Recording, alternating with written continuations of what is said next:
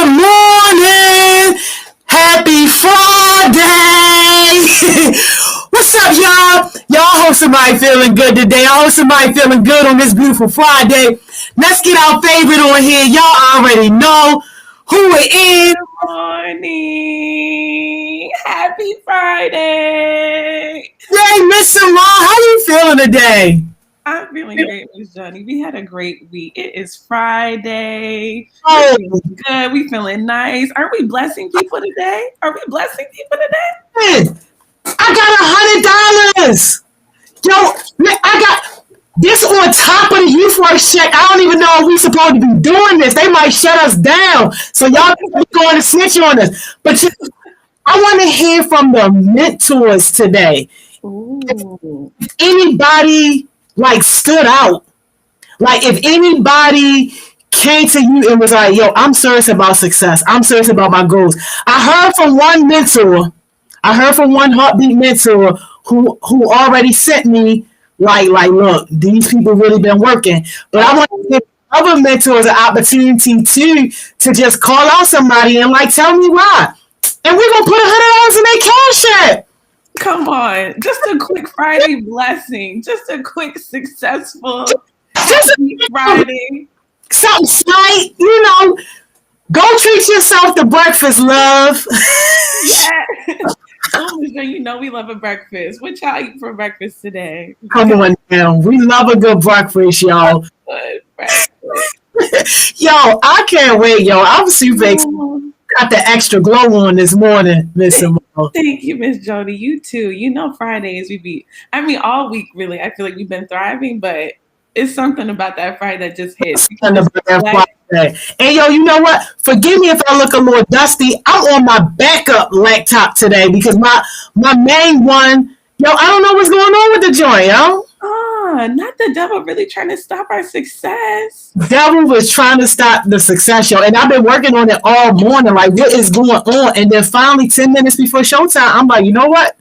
Back up. You up next. Ms. Johnny, your resilience is unmatched. Every time, literally, when we started this week, you said you didn't have no power in your house. Now we ending the week, and you not giving up. You never give up. Thank you. Yo, thank you. I'm gonna add you to the tech too, because you're the tech queen. Yo, listen, y'all. I be trying to rig it up. I be trying to rig it up, yo. I gotta do, yo. You do a great job. Michelle. We appreciate you. Thank you for always showing up for us. And Heartbeats, thank y'all for showing up too. I know y'all probably had some challenges this week. I know I had some challenges, but we made it. And it's only week 1. It's only getting better. It's only getting better. And today is the first day they get to do their team meetings too. That'll be nice. Okay. So everybody's going to meet each other. Exactly. And this is where, you want to reflect on what you've been learning. And if you got goals that you need help accomplishing, this is the space where you want to talk to your mentors. Every Friday, that's what we're going to do. So I'm going to give y'all a little more information later, but every Friday. And if you don't have a team home, don't worry about it because you can join any meeting, yo. They're going to show you love and help you do what you gotta do. Oh, that sounds great. I'm excited for y'all. To get connected, get your blessings, get your mentorship, get your social capital up, get these opportunities. Come on now. Get it all. Yo, guess who got the top spot, yo? Is it Bree? My girl. Every time. Good morning, Breezy. Good morning. You know she hold it down. Good morning, Breezy. Good morning, all our new heartbeats. Good morning, all our OG heartbeats. Yes. Good morning, all our heartbeat mentors. You know what, Miss Simone? What's up? 100% of our heartbeat mentors said they wanted to stay with us because you first try and take 2 from us. They want you said that yesterday. We didn't even know if we should be talking about it. I was like, no, they short though. They said that other work sites is short. They ain't got no mentors, so they like, Miss Jones, we need 2. Well, do they need people to apply? I have some people that need some job. I'm gonna send them some people because we got to keep our mentors. Send them, yo, because all my people, like, I'm staying. So I'm going to tell them, like, look, I ain't got nobody. What you want me? I ain't got nobody. You know, they're like, huh? They're like, who? You sent an email about switching? You mean heart smiles? You mean heart smiles? Okay. That's what Yo, it's crazy. Miss Simone, you got people knocking at the door. What's going on with this? Come on, let them in. We got to keep it going. It's Friday. On and everything. Journal, hey, what's up? Good morning, y'all. Good morning. Good morning. And is this Marquise? Oh, Marquise. Only Jada. Right, wait a minute. Oh, that was a close one. Jesus, please. Please. I don't have time today. It is Friday. We need to end on a good note. And you know, I never know when you say people, oh no, Miss Joni, we don't know Marquise. Oh, we don't. Oh, bye. Sorry. Bye. Oh, that was a new heartbeat. Oh, how did you get the link there? I don't know. No, they're trying to shut us down. We can't have no problems on the tip. No. We got infiltrated, yo. I sincerely apologize. You know, I'd be joking because when you say you got people at the door, I'm like, oh, okay, it's Jada. Oh, it's Jada and Marquise. We don't know who that is. Marquise, if you really with us, yo, let us know, yo. How you get the link, yo? Yo. Okay, he heard blessing and he came running. He said, that's how that work, yo. Yo, mentors, heartbeat mentors, adult mentors. I need y'all to nominate at least one person on your team. And if y'all ain't got nobody, then just say that. Say, yo, nobody reached out to me. My team, yo, they broke my energy right now. Yo, it was just a simple misunderstanding. Marquise is supposed to be getting on Miss Morgan's session. He thought he was getting on Miss Simone's session. That's why he already got the link.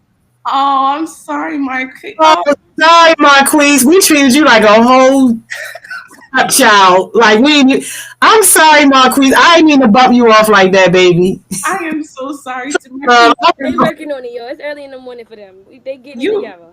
You are more than welcome to join if you would like. I just got scared. I was like, no. I don't know who that is. You hacked us, baby. I thought you hacked us. I'm like, what? I just knew. I was like, well, y'all, it's gonna be a hack Friday. Who that is? Oh, Marquise, we love to see it. We are sorry. And yeah, we see you at 12 though, yo. That's gonna be nice. Tuned in, locked in, with your camera on, baby, so you don't look like a hacker. Definitely got to get the camera on, yo. That's what scared us. That's what scared us. Woo! All right. Hey, Jada J. Back to back to the regular program. You know, back here. Okay. I'm really on today because we're supposed to be talking about the importance of mentorship. So, yeah, and who other than Miss Simone would I be on with? Because that's my mentor. So, yeah. Miss Simone, girl together. I was just listen. I'm trying to avoid it. Miss Tony just. I'll tell you later. Get your girl together, though. We're getting it together. And Miss Johnny, please don't cut her I am off. not the other heartbeat. I am not. Okay, be quiet before you get Miss Johnny started. Get your mentee. Please be quiet before you get. Get your mentee. Because if you want a project, she got a project to work with 92Q, the biggest radio station in Baltimore. How you show up late and show up with your camera off, not taking their notes or nothing. I'm going to talk to you tomorrow. No, because now she's trying to make me out to be the bad guy. First of all, I joined Where's the lie? They sent 2 links back to back. So I chose the first one because they had rescheduled our meeting. And instead, it said June 7th, not June I think it was like first, second, whatever. So I had to go back and click a new link, and I was still in the waiting room from 303 to 305. 303 though. Because I clicked the wrong link. And then Sid sent her message, so I'm like, oh, I must be on the wrong link then.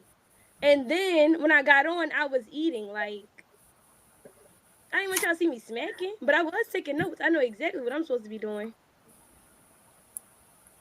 All right. Anyway, the importance of mentorship.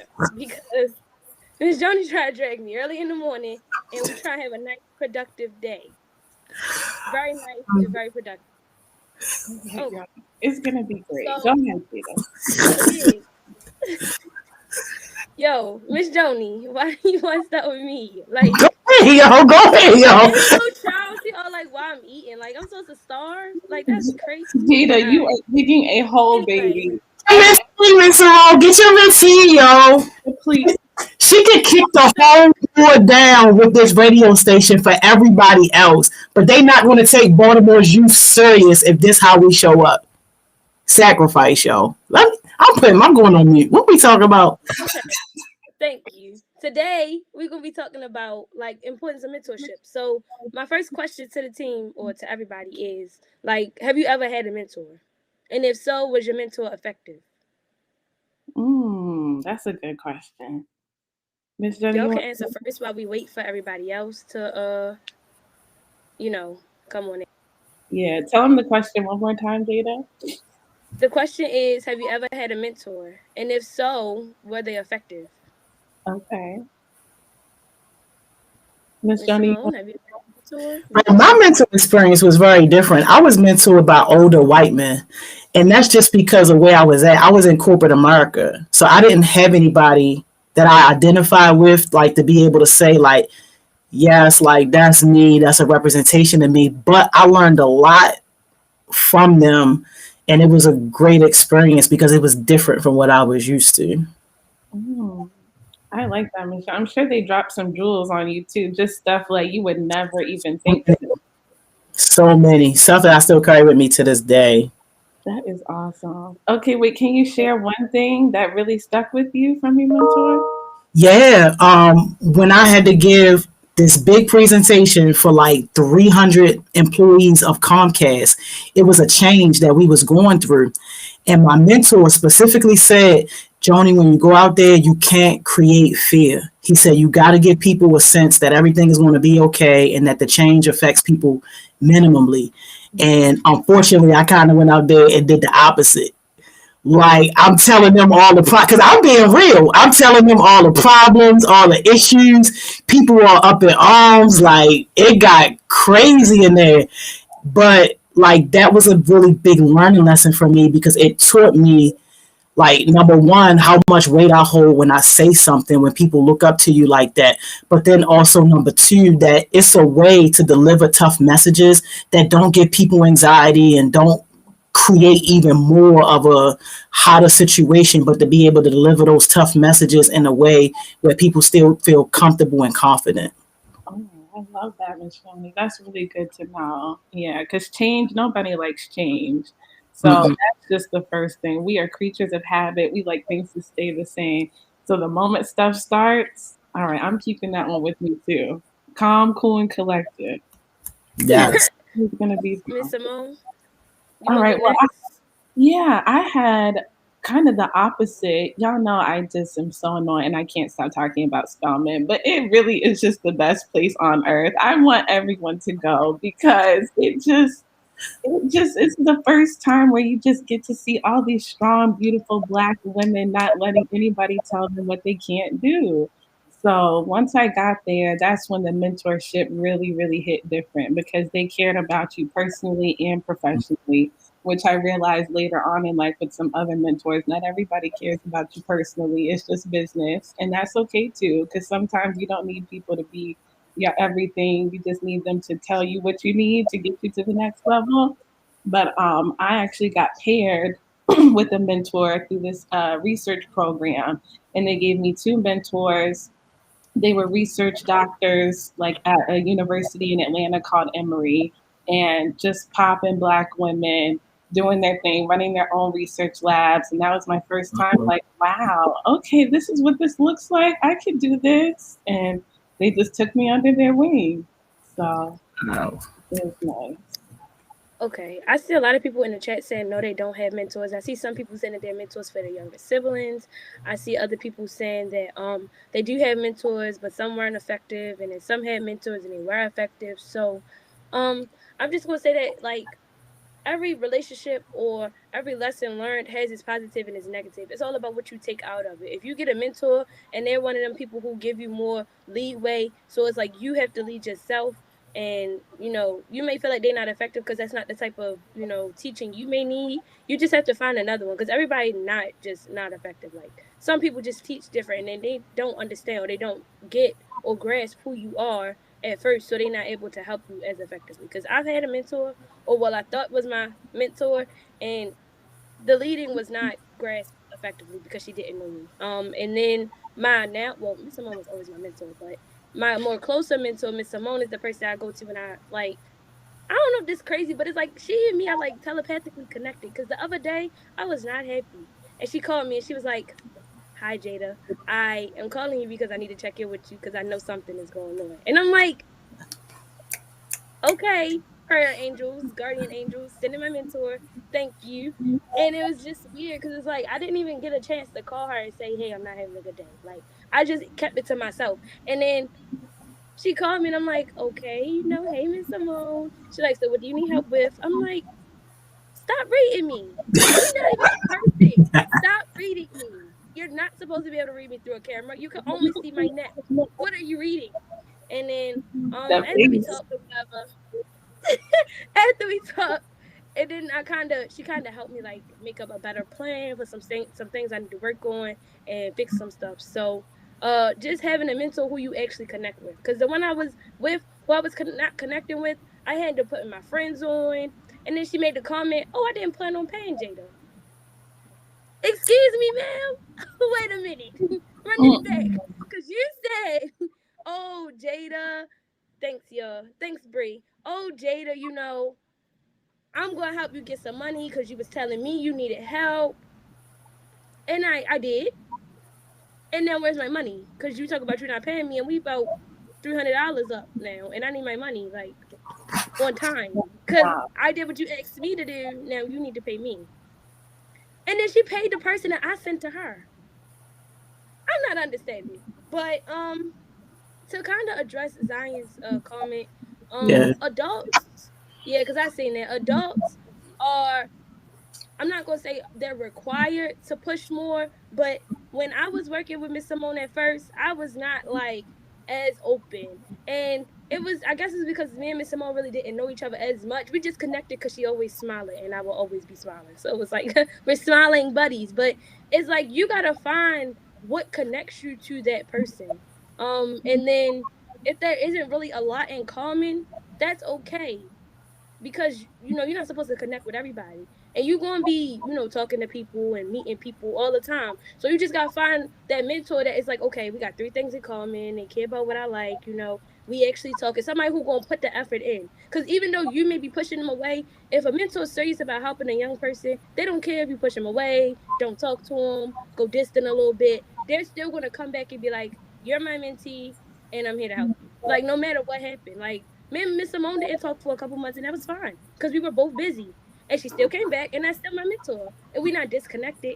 And we found stuff that we had in common. Like she wanted me to be better, I want to be better. She went to Spelman, I wanted to want to go to Spelman. It was like we were giving and taking. So just because you may feel like you pushing them away, you don't, you don't really have to really push them away. It's not really pushing them away. If they want you to open up to them, they're gonna make you comfortable. So it's not really you pushing them away. Even though we young and we supposed to be open, we don't have to. Like the mentor is supposed to ask us questions to get to know us. We not like, "I want you to be my mentor, so I'm gonna ask you all these questions." Like no, it's more the mentor accepting you and wanting you to be with them, not the other way around. So sometimes it's not you. It's really just them. They not putting in the effort to get to know you. So yeah, that's just that. So, wait, yeah. just a second, because I wanted to hear more, because Zion was saying it's hard for her to trust and open up to people, which I feel like that could be, I see Cam addressing it too. It's going to be hard, but you never know how you can set yourself free, and that's really true, y'all. Like sometimes, and I saw Cam put in the chat too. Like you're not always going to have mentors that are going to be in your personal life. Sometimes they'll just be more professional. But you really do like, they always say, I think there's like four kinds of mentors. You need like a sponsor, right? Someone who, when you're not in the room, they're going to cheer you on. They're going to be able to talk about how great your work is and just really get you to that next level. Then you do need someone who can maybe be your personal mentor. And that one might take some more time because, like you said, if it's hard to trust people, that's okay. You don't have to be telling people everything, but you start building the relationship and just do little things at a time. Favorite color, favorite food. It seems like very shallow, but you can work your way up to that. And also, I just feel like transparency. Like, I feel like a lot of the times we're always so worried about what to say, how to say it. As long as you're really trying to be genuine, you can tell people, like, I would love for you to be my mentor, but honestly, I do have a hard time trusting people. So it might take some time for me to build this relationship with you, but I would really like to be your mentee because of these, and these things. But what do you think, Miss Shelby? Well, to what John O'Jay was saying, I would say, like, for me, I'm just a little bit different because I'm going to get people to a space. Like, the only requirement for me is that you want to learn and get better. And if you're not at that space, I'll be daggone if I'm about to chase you down to help you. Like, I'm never about to do that. And like, I learned that the hard way too. Like, you can't help everybody, and everybody isn't a perfect match for everybody. And I already know you got to have a certain type of mental and emotional strength to deal with a mentor like me, or else I'm going to do more harm than good because I already know how I am and like just what my style is. And it's not for everybody. That's fair. It's kind of like with any relationship, right? Like you kind of got to feel it out. I mean, the title mentor it can be heavy sometimes, but it's really just like any other relationship with some you got to put in stuff and you got to take some stuff. It can't just always be take, and it shouldn't always be just give. It's both, because the best part, and I feel like at least for me with mentorship, is that it's a co-learning experience. I can give Jada some advice. She gives me insights to new things, and she gives me some advice. Sometimes I haven't had that perspective yet. Like it should be mutual. And the thing about a mentor that you should really, I feel like, be seeking is you can tell when people have your best interest at heart. I feel like sometimes it might reveal itself later, but you just keep trusting that like inner instinct, and you can tell when the energy shifts. You can tell like when people are like not open to your ideas, they're not open to at least hearing you out. Everything is a shutdown, and you leave that interaction feeling like, dang. Now there's gonna be some times where you need to get cussed out, and that's just that. But but that's different from like shutting down your ideas and your goals and your dreams. And you got to get mentors for like, and I say with the S, you really need to have multiple, because everyone has different things they can offer you, bring to the table. Like we said, building that social capital and network. Because there's something that a white man mentor will know, that a black woman mentor, that an Asian, and you need all these different perspectives from corporate America to just community work, just everywhere you can learn something from people. So I agree. I guess that's kind of why I have two mentors then, cause like Miss Simone, she don't cuss me out as often as she probably could, cause I be working on it, but I know I'm probably a hassle, and I know I probably be stressing her out. She probably be like, Jada, listen, I'm gonna call you back in 10 minutes. I'm pretty sure that's how she be feeling sometimes, but like at the same time, Miss Simone is the person I go to when it's like I need more like of a mother forward slash sibling instinct instead of like someone who like trying to be like a job or an enforcer, something different. So I have to, but I kind of go to Miss Simone more because it's like I could go to Miss Joni, but like she just said, you're gonna have to be I got a certain amount of strength to talk to Miss Joni about stuff. Like my business, I could go to Miss Joni. I could take that to her. But But I'm not gonna go to Miss Joni crying because you know what she's gonna say. She's like, I got the resources, but that's about it for you today. I'm like, dang, that's it. That's it. She's like, yeah, I got your resources, but I can't help you with the rest. I'm like, all right, Miss Joni, whatever. She could connect you to everybody in the world. She could connect you to Hong Zhong too in China if that's where you want to go. But if it's about your feelings, feel like you need to call Miss Morgan Simone about this. Hey yo, Quick. Hey yo, don't do that, y'all. Quick. And that's okay, cause like Miss Joni don't mix emotions and work. Like they won't mix with her. So you gonna have to take one to one and one to the other. So that's it. Like exactly like Cam said. Miss Joni give me what I need. Miss Simone give me what I need, but she also give me what I want. What I want to hear, so I can psych myself out and get myself back together. And that's just really the importance of having like a mentor. And that's kind of why here at Husmouth you have a youth mentor and you have an adult mentor, because the adult mentor is supposed to be somebody who's supposed to give you what you need, and the youth mentor is supposed to give you what you need and what you want. Like we're supposed to be able to help you, think through things that we probably already went through and teach you things that you may not know, and also give you a different perspective on things that you might want to learn, might not want to know, stuff like that. So Marta General said, Miss Joni don't be doing that. That's right. I listen to you with tears. Thank you, Ma. Yo, I called Molly one day around 11:30. Now, at the time, it was accidental because she was at the top of my call log because that's the last person I talked to, and my phone was glitching. She texted me the next morning like, "Was it an emergency? Are you okay?" I was like, "That's so fine. I called you by accident, but I'm glad you was wondering." She has the emotions, but she gonna refer you to somebody real quick. Get together. That's my guy. And that's it. And that's okay. Like you don't have to be the emotional support. Like she don't have to. The only person emotion she really got to put up with is her own. She can give us all the work that we need, all the capital we may need help gaining, all that. And she hold people accountable for you. She like the enforcer. She'll be like, look, you're supposed to pay my mentee my heartbeat, and she don't have no money. Where is my money? Like that's that. Now, Simone, she gonna be like, listen, this is what you probably should say in your email, and this is what you can say.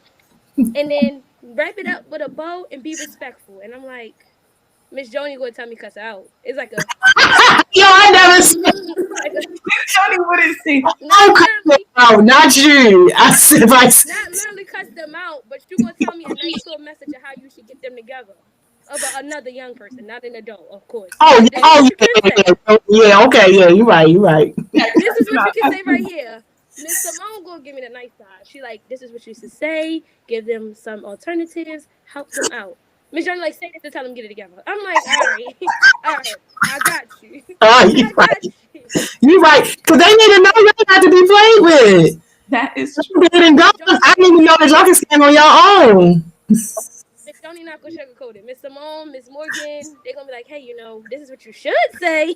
Don't listen to Miss Joni right now. Come back. But so like having two mentors is always gonna get that balance and better. Cause that's what you really need. Like if you always just be an enforcer like Miss Joni, a lot of people gonna be like, I can't work with her. She ain't got no compassion. Like, and I don't want nobody to think that about me. But then if I'm always with Miss Simone, even though Miss Simone can be mean, if I'm always with Miss Simone and I'm always taking her nice side, they're gonna be like, oh, she a pushover. I can do whatever. So having a balance kind of brings you good. And I'm saying that to say, like, if you find a mentor, what you got to do is you got to not put them to the test, but call them once or twice about two different problems. One about work and then one about, your emotions. And if they can give you more advice and tighten you up on work, then now you know, this is my work mentor, this is my career mentor, this will get me where I need to go. And you just got to find an emotional mentor. That's it. Or a therapist. I'm like, that's a mentor right there, a therapist. Yes. So, like that. And now some people would say it's ideal for you to find a mentor who's in your career focus. Miss Joni is not trying to go into law. I promise you. She does not want to be the president of the United States of America. But she going to build me to get there. So having that, okay, you may not be in, you can always work, as to help me. So yeah. And then like about peer mentorship, because I know Cam had the Little Eaters. And we are all mentors. It's like it's harder for us young people to be mentors to other people because it's like we put ourselves in this strain where it's like I want to spend all my money on them, and I want them to be as happy as possible, and I want to pull them up to where I'm at. But you can't pull no better analogy that I got from somebody else. If two people drowning, if me and a person drowning, and I can swim, and I try to save you, and you fighting me back, I'm gonna have to let you go. And that's kind of how it is. It's like you can only pull a person but so far if they're not putting in the work, because now you're just dragging dead weight, and that's holding you back from where you're supposed to be, and that's making you less effective as a leader. So being a peer mentor or trying to work in a peer mentorship is kind of harder, because it's like you want to do so much for them, but you can only do so much for them. Like you got to know your limits. And then being the person who's being mentored by another peer, some people be like, oh, why am I listening to them? They're like my age. When it's supposed to give you a different perspective. You're not listening, because I promise y'all, like I be getting people, or I don't be getting people. I be getting advice from like Miss Simone and Miss Joni and Miss Morgan, and I be bringing all the advice in. I be asking Elda, other friends, and I promise you, I don't listen to all of them. I may put it all together and mix it up, and I run it by them. I'm like, all right, this is the part that you said. Is this what I should say? Like, does this sound right? So having them help me build it all up and make it like strong. So it's not like she giving me weak or she giving me child. It's like I'm giving you the right amount of balance, because if I just listen to my other peer mentors, because friendships is peer mentorship, if I just listen to them, I would be knowing. Not saying that they don't know nothing, but they're not going to get me together. They're going to be like, I think you should do, I think you should say, this is what I think you should feel, and that's cool. But at the same time, we all trying to get somewhere else. So, like, if we all on the same path, one of us ahead of the other, we're not going to be able to all go the same way if we all try and guide one another. It's like, I need to ask somebody else, so maybe I could go on a higher road, or maybe I need to ask somebody else to go on a lower road and avoid everything that's at the top. So being a peer who's being mentored, you got to know what road to take when you listening to someone. Because if I always listen to Miss Joni, y'all would think I was mean, and I'm not. And I am straightforward and I'm respectful, but I don't always have to like be how Miss Joni is. And if I always listen to Miss Simone, y'all would think I'm just this nice, outspoken person most of the time, and I'm not. That would be a lie. Like I would not be portraying who I really am. So having peer mentors, if you don't want to be a mentor, no, go ahead. That's a good point. I like how you said you got to stay true to who you are, because that is so true too. Like your mentors are supposed to be there to guide and shape and help, but you, at the end of the day, you got to put your spin on it. You got to want it. You're the one who has to do the work. We could talk, and tell you all day, but you got to execute. So I really, really like that point that you made about that. And like I said, like Cam said, you got to bring something to the table. Like, when I talked to Miss Simone, I was like, hey, Miss Simone, I want to do such and such and such. And she was like, okay, so how you going to start? And I was like, okay, for example, I want my hair to grow longer. I want to have nice nails, stuff like that, good skin. So I started taking hair, skin, and nail vitamins and biotin pills. And Miss Simone was like, okay, so what else you going to do? Like trying to have me have a plan. So if you're like a peer mentor and somebody say, hey, this is what I want to do. Like Miss Joni say all the time, you have to have a plan. And Miss Joni refer you to me, Cam, Dante, Marsh, Shalom, because we all have been setting plans so that we could become better. So the reason that she be asking me all these questions is so that I have a plan. So it's like, well, you said you was going to do this. And I'm like, well, I don't have a plan. Then you're not trying to do it. Like, you can't say, I'm going to start walking tomorrow and don't have no walking shoes. Now you outside in Crocs, your feet hurt, and you're doing it wrong. Like, it's not as effective. Like, it's not effective at all. Yes, the Crocs. It's cool. You think you're doing something, and you're not. So you got to be able to bring something to the table. That's really, Can I say something that quick? Journal J, because what Cam said, like how she poured into her mentors too, like that is so true. Like some people might think that we're expecting you to bring like something heavy to the table. Like you ain't gotta buy me nothing, treat me to lunch or nothing like that. But Cam, I'm gonna always open her text messages because I know it's not gonna always be a request. Like sometimes she just hitting me up to say good morning and hoping that I have a great day, or she know I'm speaking somewhere and she be like, I know you gonna kill it. I'm just sending you good vibes. Like she do like little stuff like that. So I ain't gotta, when I see a notification from her, I ain't gotta always think like, oh man, like what I gotta do, or like what she want, or, I'm about to be put to work. Sometimes like her just doing that, and to me, that's giving back. That's showing appreciation. Not to mention though, she did. She know I wear H&M sweatpants. She did buy me some H&M sweatpants. Yes, that I did not ask for, but just the point being, she do make it known that I'm appreciated, and like that just be feeling good. I love that. That's Yeah, so nice. definitely. I like that feeling though when it's like other mentors are being like respected and stuff. I tried to get Miss Joni some Crocs and she left it in my face. She's just like, "You're not buying me shoes," and I'm like, "Why am I stressed?" I told you. Yeah, just I know they're not Gucci slides. I can't afford them. Okay, Don't do just accept my that. Don't do that. Not Gucci slides. When we find out that's what you wearing, Miss Joni. Okay, girl. In the house, she wear her slides. I love when Miss Joni has this. Yo, they see me in the house one time. I ordered my real. Listen, having a mentor, you came to the door in Gucci slides. Like, come on, Miss Joni, that is so. I'm chilling in the house with some Gucci. That's a boss. That's a boss. Because my slides are from April. It's okay. You work for. You deserve it. That's what we're trying to do.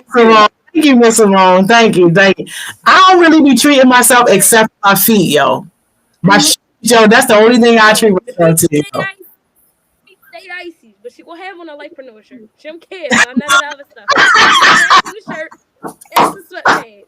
She gonna represent the brand well, but the feet, George, this. And I'm like, Miss Joni, I'm pretty sure she got some Prada dress pants in there and some Prada shoes, like some dress shoes. I'm pretty sure if she really had to, like a wedding or something. That would take me back to my days. When you was, I seen you in your little polo and your little pants and your belt on and your sweatpants. Yo, bye. It's cool. Jada. But like having a mentor and giving back to them, that's like the best feeling. Like I had got Miss Simone like a Christmas gift full of like essentials. She was like, "You got me." She almost started crying. I'm like, Miss Simone. It was on point because Jada like she's very, very thoughtful about her gifts, and like Miss Joni said, it's the thoughtfulness, right? Yeah. So she knows I be running, moving, shaking, doing too much. Like, Miss Simone, you gotta take care of yourself. The essentials, a nice, cute, glittery bag. She's like, this fits your style and who you are. She really does. She just got me ready. So I always have that bag with me whenever I'm moving and running. I'm like, okay, yes, I got my lotion. I'm not going to be ashy. I'm not going to be crusty. I'm going to look cute while I'm doing all of it. So yes. That was right. You got to keep your mentor top tier. And like, it was just like I was in the store and it was like, my mentor deserves a Christmas gift. And it's going to be a small gift, but it's a thoughtful, well put together gift full of essentials that you're going to need. You're going to run. Who want to walk around you want to meet and your lips all dry? No, we got that clear. Like, having your mentors together is important because, like, not having your mentors together. It is like hearing a lot of people who be like, people who like be in like relationships and they be like, oh, I take care of my child, like as a joke about their significant other.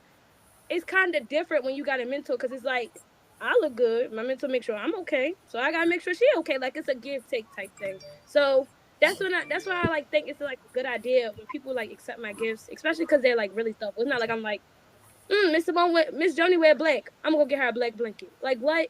Why am I buying her a blanket? Like make that make sense. So I try to be as thoughtful as I can, as intentional because when you're intentional about like with your mentor, they're intentional with you. It's like, okay, she can be thoughtful. You showing what traits that you have as a character. So it's like they could build off of you. So to Zion, if you feel like you're pushing them away because trust and stuff, you gotta bite off little at a time. Yeah. When you see a mountain or when you see people climb mountains, you're not like, I'm gonna climb Mount Everest in a day. No, it takes them months. They sleep on a cliff, they cliff hanging, eating in a tent, stuff like that. So you just gotta know you can only bite off a piece at a time. So you gotta take time to get close with your mentor. You can't just be like, this is my mentor, we're best friends. No. No. Go your road, sweetheart. Because that's too much. But yeah, drop y'all questions if y'all have any, because I was just talking. This is good though, Jada, because I mean, I'm excited that y'all are gonna get to meet your mentors today. This is just one mentor, and it's good sometimes when you can get paired with someone because I know it can be awkward. Like, how do I just ask you? Do I just officially claim you? Like, so y'all use this time to figure it out, and you have your whole life to have some mentors. So just be on the list. One of the questions was, how long has Miss Simone been my mentor? Me and Miss Simone been mentor-mentee relation for like a year. I was gonna say, And it's kind of crazy because she said don't claim the mentor, but I was like, Miss Simone, you're my mentor. And you know what she was like? I would love that. And I'm like, this is perfect. If it could go like this every day, life is easy. Like it would be so easy. But I kind of have a question to like Miss Joni. How do you pick your mentors for Heart Smiles? Because I don't know where you found Miss Simone at, but don't Yo, let her go because that's my mentor. oh my God, yo, like that's so crazy and such an important question. I didn't. That's the thing. When you just doing the work, you attract the people that are for real about what you do. Every single mentor that's on the team, they either like saw the work that Heart Smiles was doing, heard me speak somewhere, or like really just kind of picked up on the impact that we were having. And all of them in some sort of way said, I gotta be a part of that. And that's it. That law of attraction. yes, yes, yes, yes. Definitely. I wasn't even supposed Somebody said, I'm so glad we know each other, though. You're my mentor too, Miss Joni. Shoot, I be taking notes too. I'm like, yes, yes, yes. That law of attraction. When you find good people, y'all keep them close. it was a question in the chat about wait, I'm scrolling back. Hold on. Well, we Okay, gotta. wait, I gotta scroll down. Yeah, I'm trying to find a question. The question was like, What's up? Taylor okay, asked, wait. was it hard for you Oh, to? Dante was like when she. I'm sorry. Go ahead. Oh, Taylor was asking, was it hard for you to open up when we first started? Kind of. It was kind of easy because when I first met Miss Simone, she had like this warming spirit. Like she's always smiling. When you see her in person, she hugging everybody, she's smiling, she greeting everybody, just being nice. And when I was younger, a lot of people would say that I was kind of like always smiling, always nice to people. So it was kind of like, okay, I kind of see me and her. That's one. And then like she was like, I went to Spelman and blah blah blah. And I'm like, okay, well, I wanted to go to Spelman, so that's two. And then it was like when you like in a trying time, at this point you talking to somebody. It don't even matter if you talking to the lady on the bus. She got some jewels and she got some wisdom. So like it's like it don't even matter at this point. Whoever is listening, whoever out there, the good angels, guardian angels, Christ himself, somebody is listening. And I was like in a real trying time. So it was already a 2 for 3 with Miss Simone. So after I kind of started talking to her, and she was like giving me realistic advice, sending me resources, like taking my problems seriously, it was like, all right, I could tell her whatever, even though sometimes she don't want to hear it. And to Dante comment about Miss Simone hanging up on him for her mentor. I mean her mentee. Yes, that is my mentor. This is how it goes. Like hey yo, hey yo, not yeah. in that order. So yeah, we gonna get our jewels done because at 11 o'clock I gotta get my second shot and I got some work to do. This was so good, General J. Like you really did a great job. Like this was a great conversation. I know. But Proud I'm of coming back you. because I gotta present my presentation for I ain't even gonna tell y'all. Just know it's a good presentation. Like Miss Simone helped me make my first presentation, and this is the one she helped me make. And now people be bringing me up in rooms. They be like, "Yo, Jada got a banger professional development presentation." It's It's the on. Uh-huh. okay. I can't wait for that. It's So a I'm gonna good. bring it next week. Next week we on. Bet. But my jewel for today is everything is a give and take. Everything is a push and pull. Well, not all doors are push and pull, but like relationships are like doors. Like everything is either a push or a pull, a give or a take. So you just gotta find like, is this a push door or is this a pull door?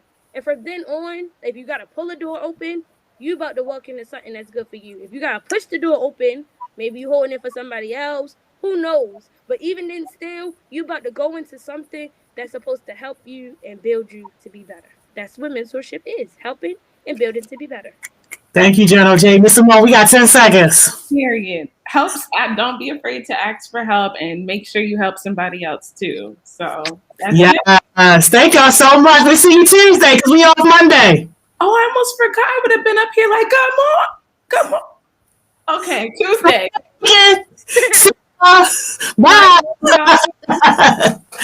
Y'all, great session, yo. I love it. I love it. Go ahead and take y'all 15-minute break. Y'all gonna want to be back here at 11. Y'all gonna love the special guest for the day. I see y'all in 15.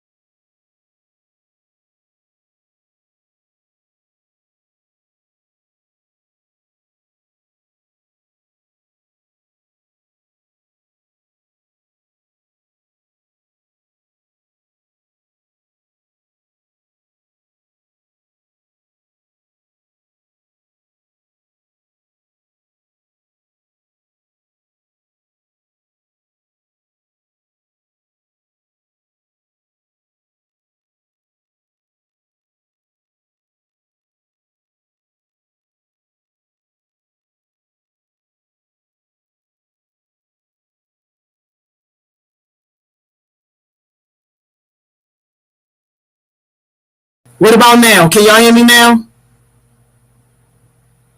All right. You can hear me now. All right. I know, y'all. I know, yo. The devil was trying me, yo. The devil was trying me hard. It's real. It's real fuzzy. All right, we getting some yeses. I know, y'all. It's crazy, yo. It's when I tell you, technology is hating on me all this week, yo. But you know what? We still gonna keep it going. Can y'all at least understand what I'm saying? All right. All right, bet. All right. Look, y'all. We gonna keep it going. I'm sorry that my audio isn't perfect. I promise y'all, I'm gonna work on it. Technology hate me, but y'all are definitely gonna love the next guest that we got, y'all. This guest mentor, by far one of my faves. Y'all about to see why. Let's get her on. Dr. K. Hey, how you doing, family? What's up, Dr. K? Now I can't hear you. Oh no. It's not me. Can y'all hear Dr. K? Can you all hear me? I'm not muted. Wait, because it might be me, because when I tell you technology hate me, y'all gotta tell me, can y'all hear Dr. K, yo? Hello. Yes. Yep. I see. They can hear you. So that means it's definitely me, yo. This is a terrible mess, yo. And this how you know the session about to be like popping for real, because everything is trying to stand in the way. Hang on, y'all. Let me do something real quick, y'all. Hang on, y'all, because this is all right. Go take care of it. I'll just talk to them while you're doing your thing. I got you. Can you hear? Yeah, I can hear you. Okay, I did the thing. Okay, now you sound fine. You sound better. So we're good. See? Okay. Yo, when I tell you, it's been all week, but thank you so much, Dr. K, for coming and for just always saying yes. Like, I just sent you a quick text message like, yo, can you come talk to these office? And you not even thinking about it. Hey, I even canceled people. I just said, Miss Joni needs me to do something and it's for the kids. They were like, we are out of the way. Just let us know when you come back. I said, please. You know, the heartbeats always come first. I love it. Thank you so much, Dr. K. Now, look, a lot of people know you and are familiar with you, but so many, especially all these new heartbeats, they don't know who the heck a Dr. K is. So can you start us from the beginning, spill as much tea as you comfortable sharing, but like, who is Dr. K and where you come from? Well, so I have a very unusual story, but it makes me who I am. So my parents, they adopted my sister before I was born, and my parents are white, I'm white, and my sister's black. And so my parents wanted to make sure that my sister grew up in the Black community, so she had mentors who looked like her. And so they moved into Shaw in DC. And so I grew up in an all Black church, Black community, Black schools, and with this little white girl with blonde little ringlet curls running around. People would come to me and be like, oh, sweetheart, are you lost? I'm like, no, I live right there. So clearly I am not lost. And so with that, I grew up, going to schools where, we were facing a lot of problems. I had, schools where I had teachers say they didn't need to teach me anything because I was never going to be anything but a ditch digger. I had schools where I was in AP biology and they were giving me coloring sheets because they were like, you're not going to do anything, so it doesn't matter. But I also had, teachers that were amazing. I had teachers who used to be in the Black Panthers. And so, they taught me real history instead of whitewashed history. And I also got to see that, like, I was honor society in my school. I was like, in a bunch of clubs. I had A's and B's. I was a strong student. I got to college, and I take English and I take math, And math, before I started, they were like, you need to go remedial. And I was like, how could I be remedial? I was in the honor society and had A's. And they were like, yeah, but look at what school you went to. And I was like, whoa, wait a minute. So I actually started looking at it and was like, huh. So I go to a school and the person next to me goes to a school in the same county, but they go to a school that's more white. I go to a school that's more black, and we both have A's, but I'm in remedial. Wow. I'm getting a D in English and they're getting A's and they're actually skipping classes. So I was like, well, how is that? Because it's clearly not about race, meaning the student, because we're both white. It's about the institutions that we were in.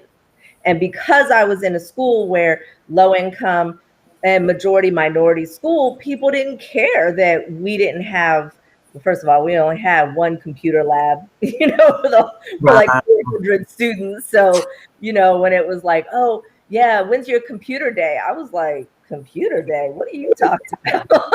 We don't have that, or, I would look at textbooks and be like, for real, these textbooks are 20 years old. Like there's pages torn out, there's writing in it. Like it was a hot mess.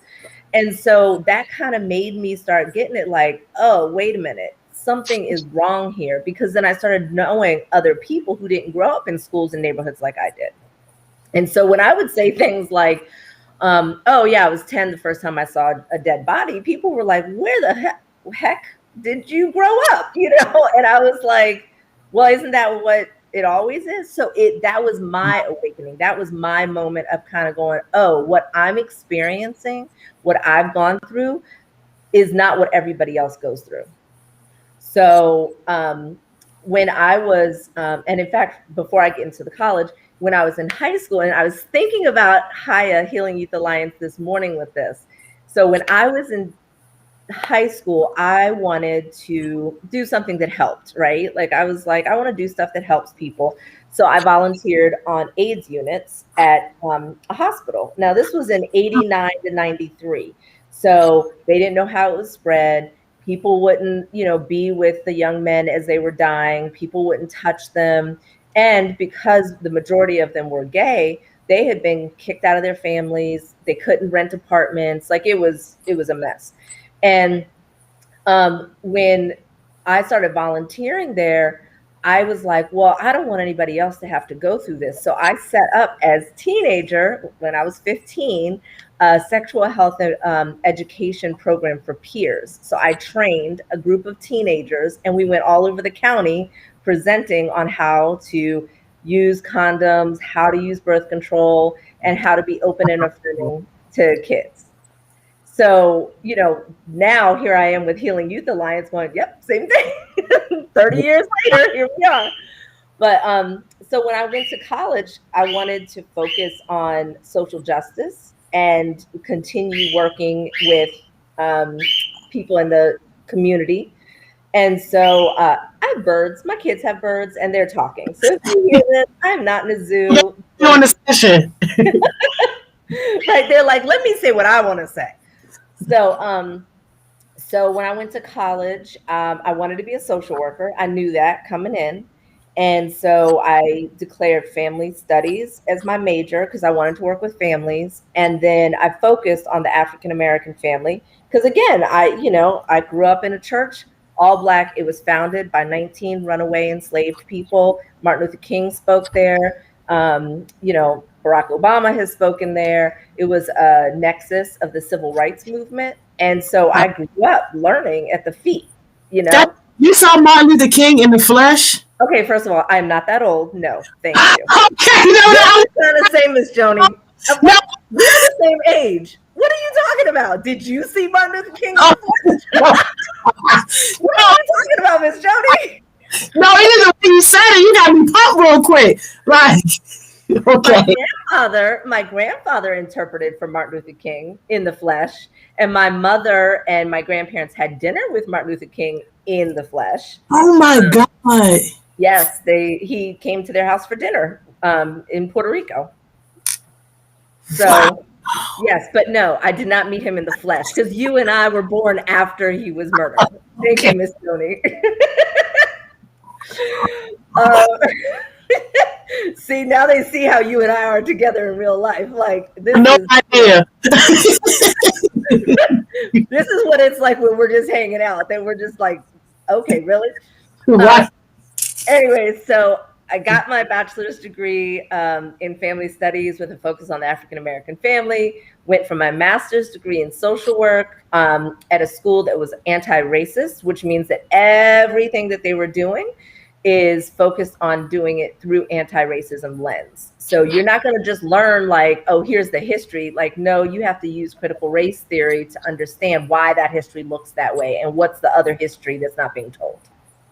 And so then I graduated and I went on and started working at Kennedy Krieger Family Center and being a therapist, and did that for 11 years and became a foster parent, had 9 children, not all at once, an adoptive mom. And now I work at the School of Social Work in West Baltimore, working in the community, and then Healing Youth Alliance, where I got to meet all you guys. Oh my gosh. Yes, and we got to get to Healing Youth Alliance because I got a feeling some of these new heartbeats might be good for the next cohort. You know, I'm not sending you no broke bum energy. I know. I can always trust when Miss Joni says, here's who I think should be in it. I'm like, done. I don't even need to do anything else. We're going to get to that, y'all, because that's a paid opportunity. Dr. K goes out and gets money just so that she can pay you to do. I ain't going to spoil it, but yes, we got to get to that. So, Dr. K, when you were going through school, were you going to school in DC or were you in Baltimore? Like, how did Baltimore get you? Oh, so no, I went to school in DC and in Prince George's County. The high school I went to in Prince George's County was like over the line. There's Anacostia in DC, which is one of the like most violent neighborhoods in DC when I was growing up. And my school was just over the line. So when I said I was going to Central, people were literally like, you know, you're going to get killed, right? I was like, I'm not going to get killed. I mean, you know, but it definitely was an experience because you know, I mean, it was an open air drug market. You know, I mean, I remember clearly sitting in one class and I helped this guy CJ with something. And he came up and like handed me 3 blunts in the classroom. And I was like, dude, put that away. Like, we're in class. And he was like, nah, I wanted to thank you. I was like, I'm good. Thank you. Could you put the blunts away? You know, the drug dealers used to hide their drugs in the police officer's office, you know, because they were like, you know, well, at least I know where it is. I'm like, the police officer's holding your drugs. Okay, great. So yeah, so those are the schools I went to. Baltimore got me because when I did my first internship in grad school, it was in Baltimore. And, you know, I started working with families, but I will tell you, so I was a therapist and I was working in office. And so, you know, once a week, I'd have people come in for 45 minutes and blah, blah, blah, do that therapy thing. And then one time this mom called me and she said, Miss Kyla, she had been using drugs for years. She got off drugs. I worked with her to reunite with her children who had been in foster care. And she called me and she said, Miss Kyla, I'm about to use again. And I said, well, honey, don't, you know, what do you need? How can I help you? She said, I'm just about to use again. I just want you to make sure my kids are safe. So I said, hold on, I can't hear you. And I called her from my cell phone and I jumped in the car and I drove to her house and I knocked on the door and she opened the door because she was still talking to me on the phone. And I took the drugs out of her hand and I said, okay, now let's sit down and talk and see what you need. And it was that experience that let me know I needed to be out in the community and not sitting in an office. Because, you know, when I did that, of course, the people at the office were like, you can't do that. And it's like, I just did. And that's what she needed. I couldn't say, I'll see you next Tuesday at 3:00 so we can talk about it. She needed something right then. And so I love that. And so that's why I left being a therapist and worked at Head Starts for 3 years. And then went over to the School of Social Work to set up programs in West Baltimore. And that's where I've been for 10 years now. Wow. Oh my gosh. Dr. K, I swear it's not that many people who are like you. So like, I know you said that your parents had adopted your sister and your sister was Black and they wanted to make sure that she had that experience. But how do you think that influenced like you and who you are, like, and like kind of like what you came to be in the community? Oh, I mean, it completely defines who I am. Because, you know, I could learn the truth about Black history, about what it's like to live in the neighborhoods where, you know, I grew up. You know, I knew what it was like to come out and there was a prostitute sitting on the front steps, and I would say, "Hey, ma'am, how you doing?" Give her hugs, and then go to school. Right? I knew the gangs in the neighborhood. I knew the drug dealers on the corner. Like, and they were, I mean, they were very nice to me. I used to get potato chips, and you know, they would walk me to the O Street Market so that I wouldn't, you know, get messed with or anything. So it totally defined who I was. And there's not a lot of white people who have had the experience that I've had, which means that they don't necessarily. It's like, I don't believe that that's true, and I'm there to say it's true. I've seen it. I've lived it. Now, I've never been a person of color. I've never experienced racism directly, but I've been enough to be like, I see it all the time. It happens all the time. And so because of that different experience, my voice and my way of interacting is different than a lot of people. But it's really because of the people that raised me and I was surrounded by, that I give honor to for raising me the way they did. So yeah, it totally defined who I am. Wow, that is so amazing. And your sister that you talk about, is this the lady that you post all them pictures with all the time? Where you say, my sister, my sister? No, that's my god sister. The sister that was adopted before I was born, she lives in California. She just came to visit, so I did just post a picture of her a couple weeks ago, 2 weeks ago, I guess. But yeah, we still talk. We see each other. She lives in California. My kids love her. So yeah. And wow. She's amazing. She did not do well in high school. She was definitely one of the kids who was like failing out. She was you know, having her own struggles and, you know, got into a lot of trouble. She stole cars. She hid cocaine in the freezer because she took it from a drug dealer. She set fires. Like, she did all kinds of stuff. But now she is a CEO of her own company. Wow. She has teams all over the world that do website management stuff. So even though she had that rough start, and I'm talking rough, but now, you know, she's this successful woman, and you know, she's done amazing work. So it's very possible, even with those rough starts. Wow, that is amazing. And Dr. K, and forgive me if I say this wrong, but like, how do white people treat you? Like, you know what I'm trying to say? Because I had to have you check a white person for me one time. Like, look, Dr. K, I don't know. Like, our communication is not working. Like, they don't understand what I'm saying. Can you talk to this person, white person, a white person? And you did it. But I'm just curious to know from your perspective, like, because you have such a unique experience, like, in your view of the world, like, do your white counterparts, like, do they treat you differently? So yeah, I mean, I've had a full range, right? And so that's partly because of racial identity development that happens. And so depending on where the white person is in their development, they're going to interact with me differently. So for the people who deny racism and say, you know, I'm just colorblind, you know, and I have very little patience for that. Like, I generally just go straight for it. I'm like, no, you're not. You can look at me and you, based on my appearance, you're going to assume that I'm white. So you're not colorblind, right?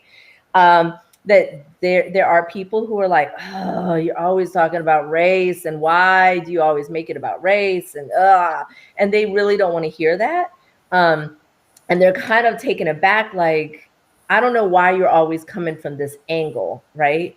So there's that. There are people who are, they've, like, in graduate school, there was a white lady who was really pissed because in the racial dynamics class, I sat down and I looked, and it was like a horseshoe, and I saw all of the white people were on one side and all of the people of color were on the other side, except for me. Like, I was sitting with the people of color. And I pointed it out. I was like, we're talking about a racial dynamics class, and look how this class is set up. Like, white people are over here and people of color are over here, except for me.